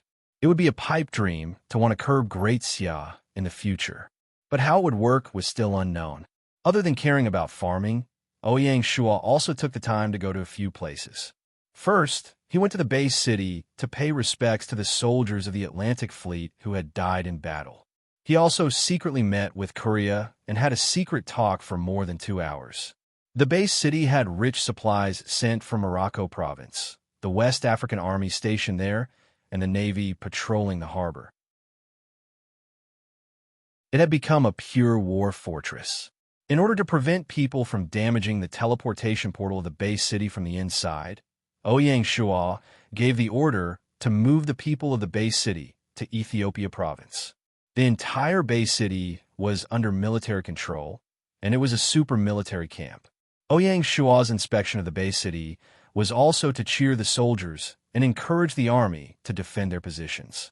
One day, we will fight our way back, and I believe that day won't be too far away. This was Ouyang Shuo's promise. In Ouyang Shuo's eyes, the hustle and bustle of Tangier Port was too glaring. After that, Ouyang Shuo went to Ethiopia province to inspect and stabilize the people there. At the same time, he used this opportunity to announce to the officials of the 2 provinces that he firmly supported the guardian of North Africa, Mulanyu. The fall of Morocco province had a negative impact on Mulanyu, even though she had done well enough. Under such circumstances as Emperor Xia, Ouyang Shuo naturally had to stand up and express his stance. This was also beneficial for Mulanyu to carry out her work. After leaving Ethiopia province, Ouyang Shuo inspected Hulua province and Hatao province along the way. He even took the time to inspect the Indian Ocean Fleet to show his support for the southern border. During the inspection in Southeast Asia, Bai Hua, the governor of the southern border, accompanied him the entire time. To Bai Hua, being in charge of the protectorate of the southern border was not only an honor, but also a heavy responsibility. Ouyang Shuo handed over such a region to her, so she did not dare to slack off. If he did not deliver a satisfactory result, even if Ouyang Shuo did not say anything, the imperial court would inevitably criticize her. Even someone as honorable as Ouyang Shuo could not do anything about it. The imperial court had its own rules and operating rules. If he wanted to convince people, he had to produce solid political achievements. Otherwise, even if he was in a high position, it would be like a tree without roots. He would not feel at ease. On the 15th of May, Ouyang Shuo finished his inspection and hurriedly returned to the capital. As soon as he returned, he received a secret letter. Just by looking at the signature of the letter, Ouyang Shuo raised his eyebrows. P.S. The previous chapter's North China War Zone has been changed to Southeast War Zone. Also, Han Xin has been promoted to general. Sheng Xiao remembered wrongly. Thank you for your correction.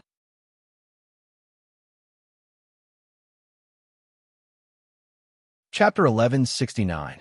As the saying goes, husband and wife are birds of the same forest, but when disaster strikes, they fly separately. With the Great Zhou dynasty having a problem, there were naturally people who had other ideas and wanted to find another way out. The one who sent the secret letter to Ouyang Shuo was the Great Zhou dynasty's Marquis Wu Xiongba. In the letter, Xiongba revealed that Yu Dichun was prepared to be passive in this kingdom war. At that time, he might only send out a few soldiers symbolically. He reminded Ouyang Shuo to be mentally prepared. Dichun was ready to throw in the towel and was no longer willing to care about the reaction of the players in the Huaxia region. He didn't want to be like last year during the Nation War, where he was half secretive and half secretive, ultimately benefiting Great Xia. In Dichun's opinion, no matter which target Ouyang Shuo chose for the Kingdom War, the Great Zhou wouldn't be able to benefit from it. Since that was the case, taking the initiative to give up was indeed a pragmatic approach. As for the players' opinions, in Dust Emperor's words, it's already like this. What am I afraid of? Ouyang Shuo was lost in thought after reading the secret letter. Dichun's plan didn't surprise Ouyang Shuo. What surprised him was the deep meaning behind Xiongba's actions. Xiongba was not a fool. His intention of secretly revealing this matter was obvious. Perhaps the Great Zhou dynasty was about to face another internal division. It's time to put an end to this. Ouyang Shuo's gaze was distant. Due to Dichun's uncooperative behavior, on the 20th of May, Ouyang Shuo announced on the forum that the Kingdom War's target would be the Tianzhu region. Players who wanted to participate in the war could now gather at the Great Xiahetao province or the Tufan dynasty to save time. Unexpectedly, there were only a few responses. For this Kingdom War, it wasn't just the Great Zhou that didn't have the enthusiasm to participate. Even the Great Jin dynasty wasn't interested. Last year, when they attacked Dongying, Dajin wanted to build a base on the sea and open up ocean trade. This time, when they attacked India, even if they took some land in India, it would be useless. Furthermore, the Great Jin dynasty was not as wealthy as the Great Xia dynasty. Furthermore, NPCs could not be revived. Hence, Feng Qiuhuang naturally became more cautious. No one would be interested in doing something that did not match the risks and benefits at all. As King Jin, Feng Qiuhuang had to be responsible for his people. He couldn't do whatever he wanted. Ouyang Shuo could understand. As such, this Kingdom War had become a one-man show for the Great Xia. A one-man show is not easy to sing. Once the Indian district was enraged, they would unite and take the initiative to attack Huaxia. Then the Hetao province would be the first to bear the brunt. It was still unknown who would attack who. If Ouyang Shuo was the Peacock King, he wouldn't miss out on such a great opportunity either. It was just right for him to borrow the power of the Indian region and use the opportunity of the Kingdom War to take down the Hetao province in one fell swoop.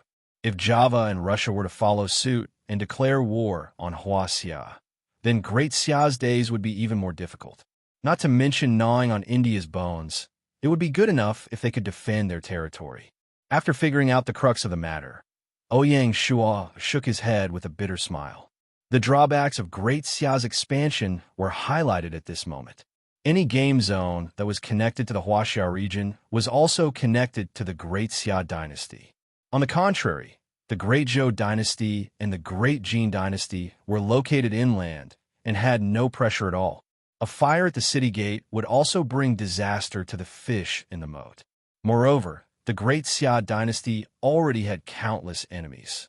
Whether it was the Silver Hand or the Azure Emblem, they would not let go of such a good opportunity to attack the Great Xia dynasty. What made Ouyang Shu even more worried was yet to come. On the 21st of May, there was a rumor that the Great Zhou dynasty and the Great Jin dynasty had no intention of going to war this year. The smarter players immediately sensed danger from this. With a little thought, they could imagine that this year's Kingdom War would not be as smooth as last year's. The players' thoughts of taking advantage of this opportunity to take advantage of the situation naturally faded.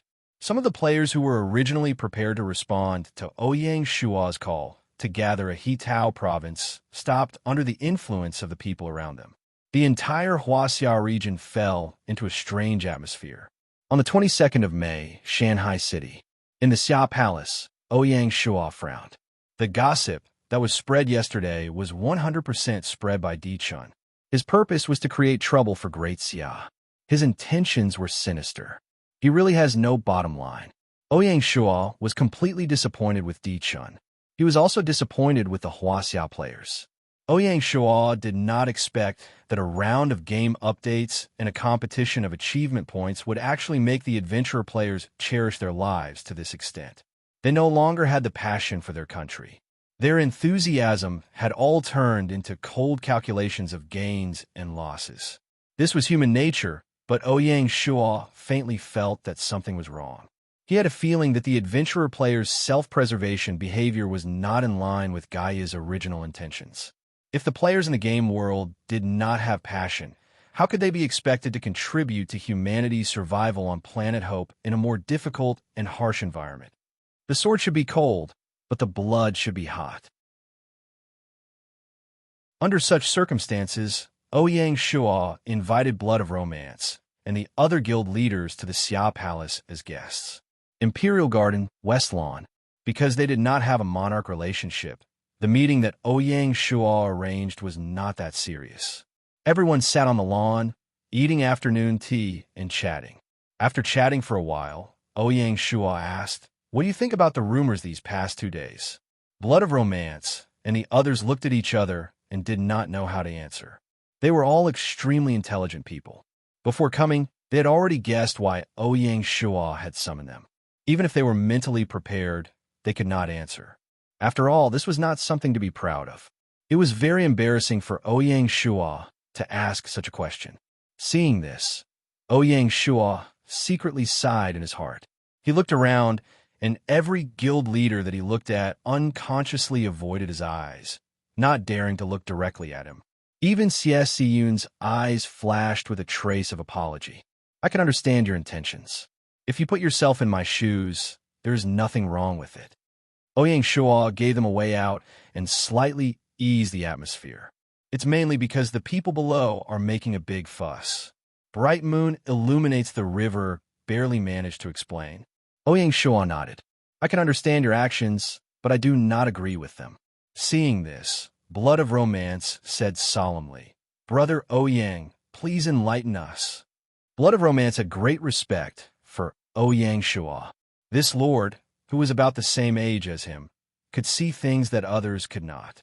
Therefore, Blood of Romance's words were not meant to be sarcastic. Ouyang Shua also understood Blood of Romance's nature. The relationship between an individual and a collective is constantly changing. To a guild, the players are individuals, and the guild is a collective. To a collective like Grand Xia, the guild is an individual. If we look at the Chinese region and the Chinese civilization, isn't Grand Xia also an individual? As the ancients said, if the skin doesn't exist, where will the hair attach to? When Ouyang Shua said this, the expressions of Blood of Romance and the others turned strange. In their opinion, Ouyang Shua was using the principle of patriotism. It was laughable and lacking in standards. Trying to convince them like this was absolutely impossible. Ouyang Shua's expression did not change. Gaia's real-time update of achievement points may seem to emphasize on the individual, but its true purpose is to increase the overall strength of humanity, so that we have the capital to survive on planet Hope. If this time, in the face of the national war, the guild listens to the players and chooses to retreat. Once the people's hearts are divided, if there is a conflict of interest on Planet Hope in the future, will the guild still exist as a collective? Blood of Romance and the others looked at each other. For the first time, a serious look flashed in their eyes. Ouyang Shuo continued, "Perhaps you have also noticed, but ever since the players came out of the small world called the Royal City and entered the Grand Xia dynasty, the unity of the guild has been challenged. The Grand Xia dynasty had a complete system. In the Grand Xia dynasty, most players could live comfortably without a guild.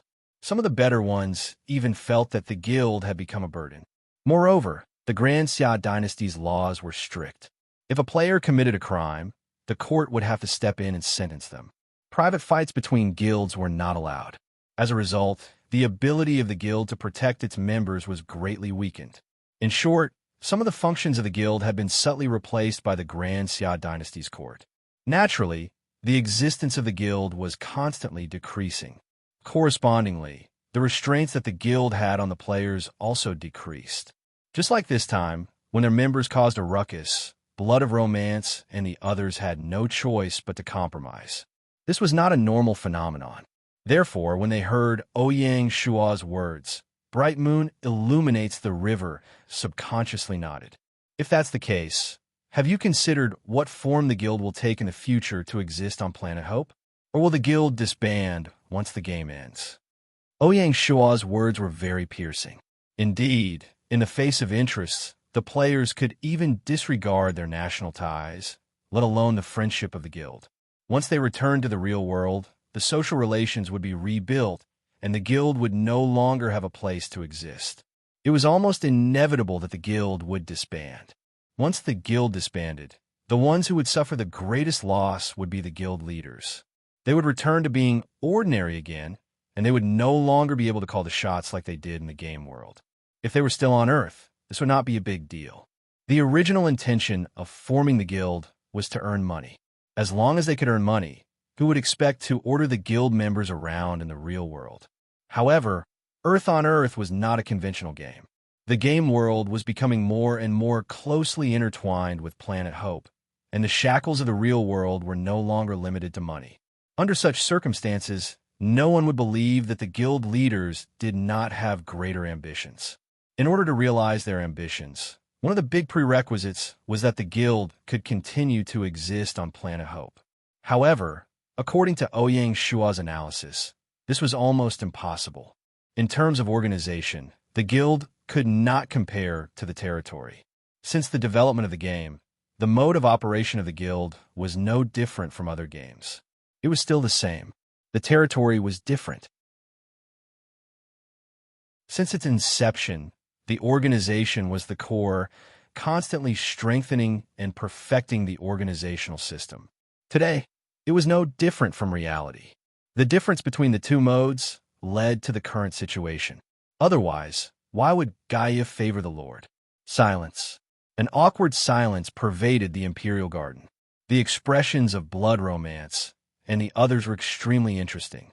They might have vaguely thought about such a crisis, but they definitely did not think about it as thoroughly as Ouyang Shuo.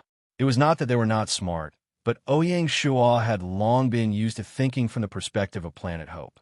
Standing at a different height, naturally, he saw things differently. They could plan for next year, but Ouyang Shuo had already thought about 5 years later. It was Moon illuminating the river who broke the silence and said helplessly, "We don't want to do this, but the people below are not willing to go to war. We can't force them to go, can we?"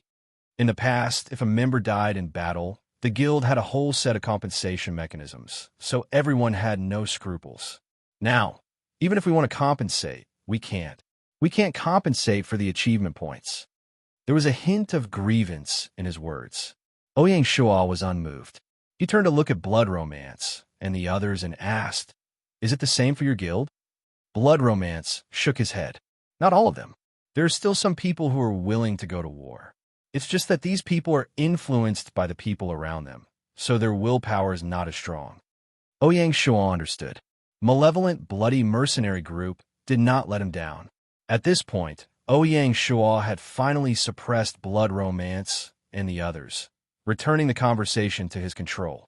Only then did he throw out his plan. He smiled and said, "I have a suggestion. Please speak." Blood romance and the others became even more respectful. They were like drowning people in urgent need of help. And I'm saying if, the Great Xia army is willing to open its doors to guilds, are you willing to join the army? Blood romance's eyes narrowed, and his expression became indifferent. Brother Ouyang, are you saying that you are prepared to incorporate us? Accepting a territory as a part of a guild was a taboo topic. Even if Ouyang Shua had a lot of foreshadowing, it still caused a backlash.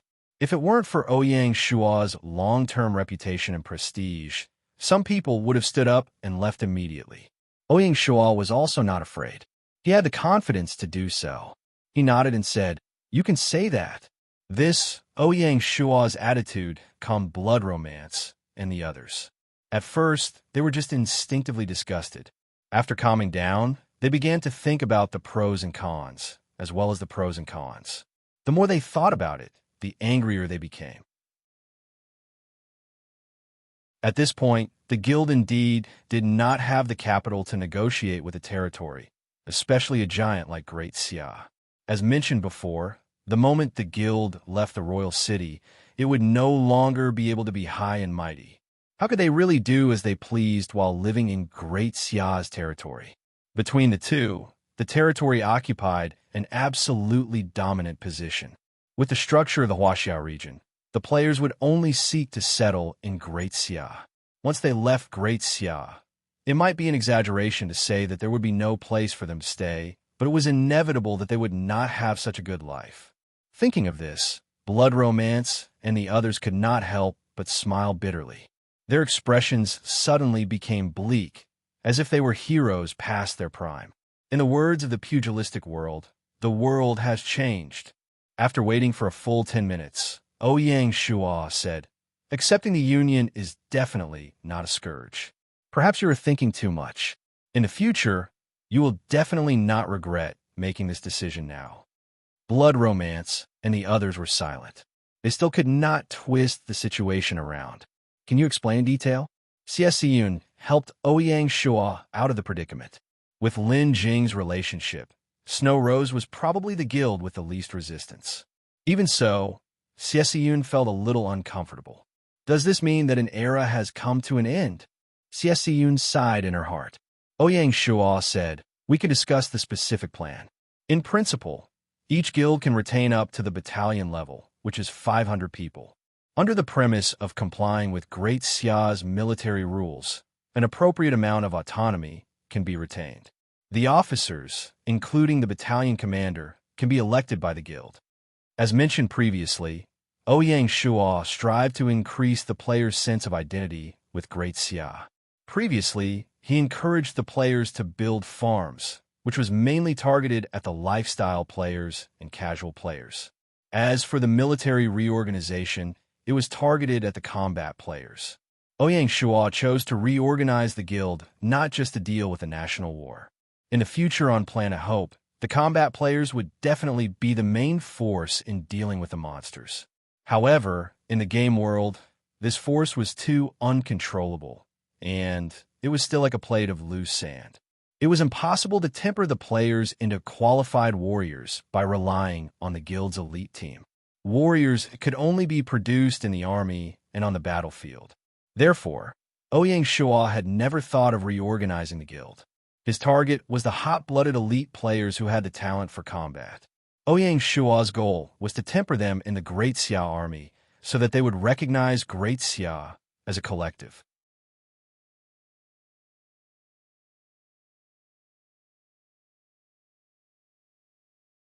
Chapter 1170. When Ouyang Shua tossed out the reorganization plan, Bloody Romance and the others found it hard to accept. "There's no rush. Go back and think about it." Ouyang Shua did not force them. As the saying went, a melon that was forcefully twisted would not be sweet. If he really wanted to subdue these elites, he would have to show enough patience. "We will seriously consider it." After Crimson Romance and the others expressed their stance, they took their leave. 23 RD, Xia Palace, Martial Heroic Hall. Ouyang Shuo called for an emergency military conference to discuss the countermeasures for the Kingdom War. Once everyone was present, Ouyang Shuo was the first to speak. The mutant's attitude is still unclear. We have to prepare for the worst-case scenario in this Kingdom War. We might have to fight 1 against 3. Hearing this, the general raised his eyebrows. That's why we won't set a specific target this time. According to the current situation, the month of the Kingdom War wasn't a good opportunity for Great Xia to expand. Even if it wasn't possible, Ouyang Shuo was still willing to compromise. Disappointment flashed in the eyes of Bai Qi and the others. Du Ruhui, on the other hand, was very much in agreement. She nodded and said, "The Imperial Court has just fought 4 tough battles, and the army has yet to fully recover. The logistical gap is still being filled, and the reorganization of the new troops is far from complete. This is indeed not a good time to start another war, in case the army overloads." Ouyang Shuo nodded approvingly. After setting the general tone, they began to discuss the specifics of the battle. The Northern Frontier Army was responsible for guarding the Romanov dynasty in the north. If the Romanov dynasty really wanted to attack the Great Xia at all costs, the Great Jin dynasty would naturally help the Northern Frontier Army. The South Frontier Army and the Halua Army were responsible for monitoring Java in the south. The Peacock dynasty to the west was guarded by the Dragon Stallion Army, the Hanoi Army, and the Imperial Guard. On the basis of defense, they could flexibly decide whether or not to attack the Imperial District based on the specific battle situation. After the military meeting, all the departments began to move. A few days ago, the Imperial Guards had teleported directly from the Somali province to the Hetao province and were preparing for war in the Hetao area. The Dragon Stallion Army and the Hanoi Army had also not withdrawn and could join the battle at any time. In the headquarters of the Baleful Blood Mercenary Group in Shanghai City. While Ouyang Shuo was holding a military meeting, Bloody Romance was also discussing Ouyang Shuo's proposal with the upper echelons of the guild. As soon as Bloody Romance finished speaking, it caused waves of dissatisfaction. Great Xia is strong, but aren't they being too arrogant this time? They actually want to recruit us? What a joke. Adventurer players were usually unrestrained and didn't want to be restricted, let alone Baleful Mercenary Group. They had their own pride. You're still talking about putting us in the army for training? You're just trying to say that we adventurer players are a pile of loose sand on the battlefield, unorganized and undisciplined. That's only for ordinary guilds. I don't believe that our elite group can't compare to the Great Xia dynasty's regular army. The person who spoke was the leader of an elite group. Exactly. An idea popped into Bloody Romance's head. Why don't we have a little competition? He also believed that an elite team was no weaker than a regular army. Being looked down upon by Ouyang Shuo made Bloody Romance very unhappy. We must compete. Compete. Let them witness the power of our elite team. Seeing this, Crimson Romance slapped the table. It's settled then. I'll go talk to Ouyang Shuo and pick a time to have a showdown between the elites and the regular army. Good. Good job, leader. The matter was settled. 24th day, Xia Palace. In the Imperial study, Ouyang Shuo looked at Bloody Romance in astonishment. You're saying that you want to select an elite group to have a showdown with the Great Xia dynasty's regular army? That's right. Bloody Romance was full of fighting spirit. If we win, then please don't bring up the matter of taking us in again. Bloody Romance was very satisfied to be able to reject the idea of taking them in this way. No matter what, Ouyang Shuo was still Emperor Xia. He still had to give him face. Ouyang Shuo's face was expressionless, but his heart was filled with joy. He realized that this might be an opportunity to suppress the guild. What if the Great Xia dynasty wins? Ouyang Shuo asked. If we lose, then there's nothing to say. We'll voluntarily accept the reorganization. Ouyang Shuo was still worried. Can you make the decision for the guild? Bloody Romance understood Ouyang Shuo's meaning. He nodded and said, "Don't worry. This is a decision made by the Baleful Mercenary Group. We won't go back on our word." Good. Ouyang Shua stood up and walked in front of Bloody Romance. Bloody Romance was stunned for a moment, but he still held out his right hand. Ouyang Shua smiled. Then it settled. The time will be on the 28th. I won't mobilize the Divine Martial Guards. I'll only send a battalion of the City Guards. Okay. Bloody Romance was once again impressed by Ouyang Shua's generosity. If the Great Xia dynasty mobilized the Divine Martial Guards, the baleful mercenary group had no chance of winning. Bloody Romance was wondering what to say. She didn't expect Ouyang Shua to directly rule it out. It was obvious that he didn't want to take advantage of the situation. Ouyang Shua didn't even intend to mobilize his trump card, the Imperial Guards, but the City Guards. Such a king's bearing was indeed incomparable to ordinary people.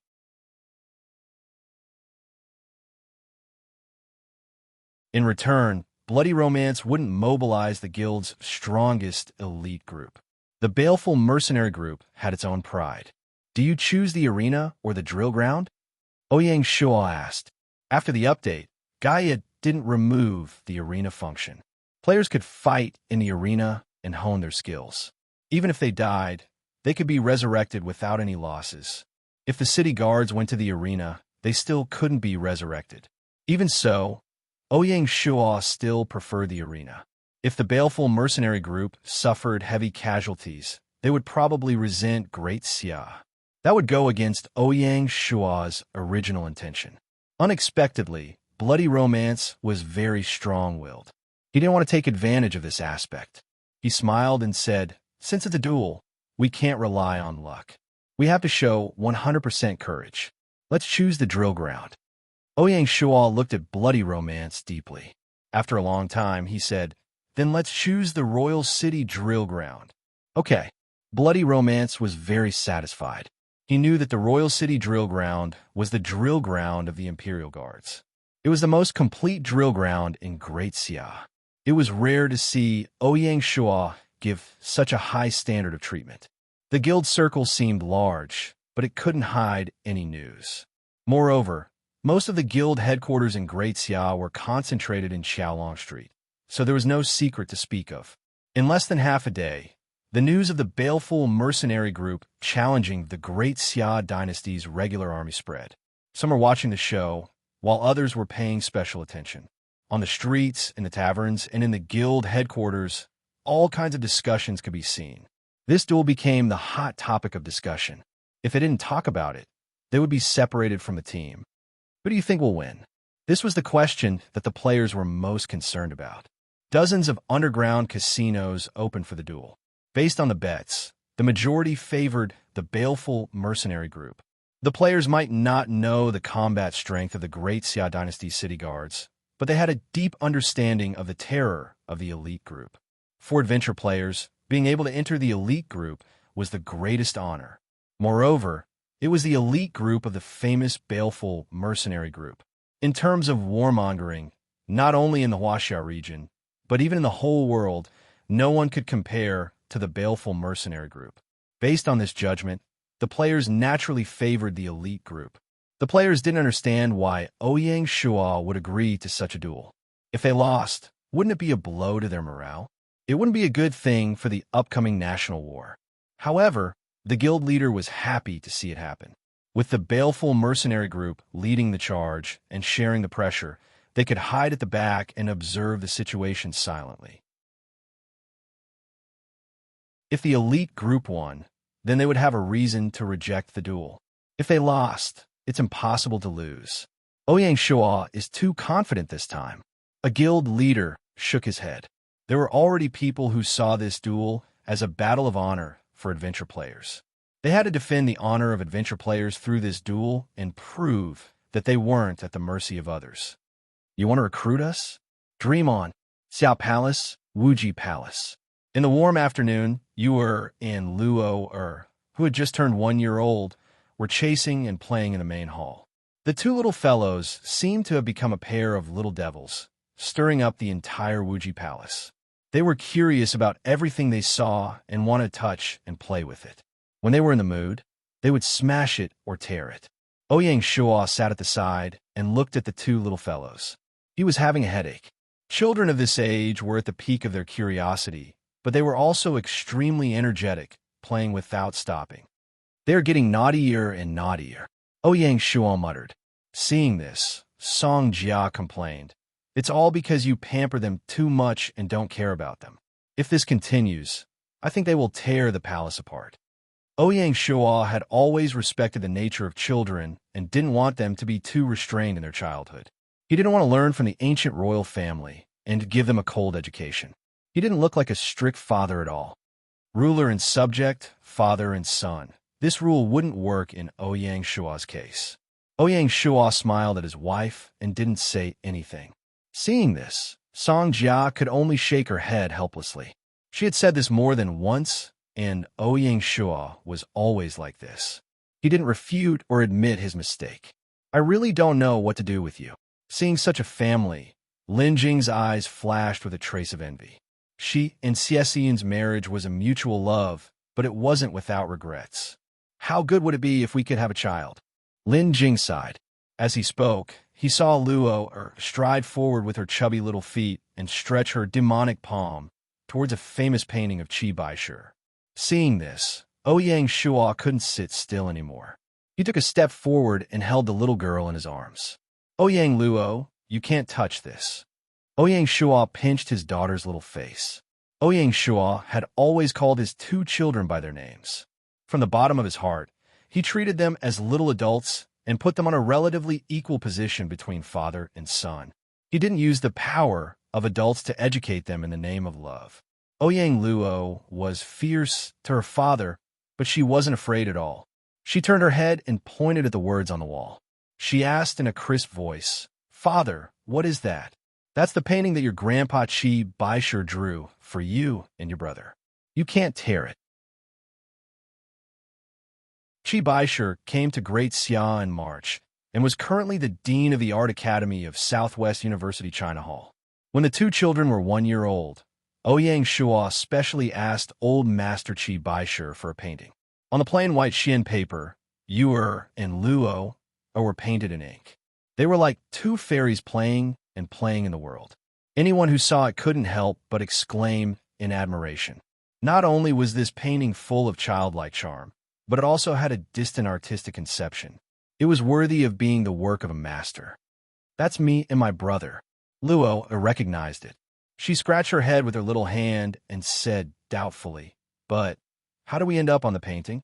"It's a portrait that Grandpa Qi Baishe drew using a brush according to your looks." It was unknown whether the two children were gifted or educated well, but they were able to call each other father and mother when they were 7 months old. Now, they could already speak fluently. Whenever the children asked, Ouyang Shuo would answer them without any perfunctory words. Oh, Luo didn't probe further and nodded her head as if she understood. "Go and play." Ouyang Shuo put the little girl down. When he returned to his seat, he saw that Lin Jing wanted to say something but was hesitating. Ouyang Shuo smiled and said, "Auntie, is there something on your mind?" "About the duel, are you sure you can win?" Lin Jing asked. Lin Jing didn't care about incorporating the other guilds. It was just that the Snow Rose Guild didn't have a unified opinion. Lin Jing was in a dilemma and didn't expect such a thing to happen. Ouyang Shuo picked up the teacup, took a sip and said, "It's a war and accidents can happen at any time. I don't have 100% confidence before the fight." "Then why did you agree?" Lin Jing was more worried. Ouyang Shuo smiled and said, "This is a chance, and I have to give it a try. I'm very confident in the city guards. As long as we can suppress the baleful bloody mercenary group, it will be easy to incorporate the other guilds." Lin Jing sighed and didn't know what to say. In the blink of an eye, May was coming to an end. There was a saying on the battlefield, "The worse you think, the worse the situation will be." Ouyang Shuo's words came true. On the 25th, India District, Java District, and Russia District declared war on the Huaxia District at the same time. The Great Zhou Dynasty was stingy, the Great Jin Dynasty's ability was limited, and the players were not active. The Great Xia Dynasty bore more than 90% of the pressure. The situation was extremely grim. Even under such circumstances, Ouyang Shuo still took the time to pay attention to the weather in various places. As May entered, the situation seemed to have changed a little. The most obvious change was the decrease in rainfall in various places. In some places, it only rained once a month, which was a fatal blow to the newly planted seedlings. It was a foregone conclusion that it would affect the harvest. At the same time, the monster's nest seemed to have ushered in a new cycle of outbreak, which put great pressure on the guards in various places. There were often monsters that slipped through the net and stirred up trouble in the wilderness. For example, once the Tyrannosaurus appeared in the wilderness, the rice fields would suffer, which made people want to cry but have no tears. Although this situation was in line with Ouyang Shua's expectations, he couldn't help but be shocked when he saw the reports. If the situation continued to worsen, the wilderness would suffer a great disaster. A great crisis was approaching the wilderness. Even so, the pace of a national war didn't seem to be stopping. However, before the national war began, there was a duel in Shanghai City that attracted more attention than the national war. You're tuning into the Warrior Lore YouTube channel. Don't forget to subscribe and join us on this journey to catch the most captivating stories.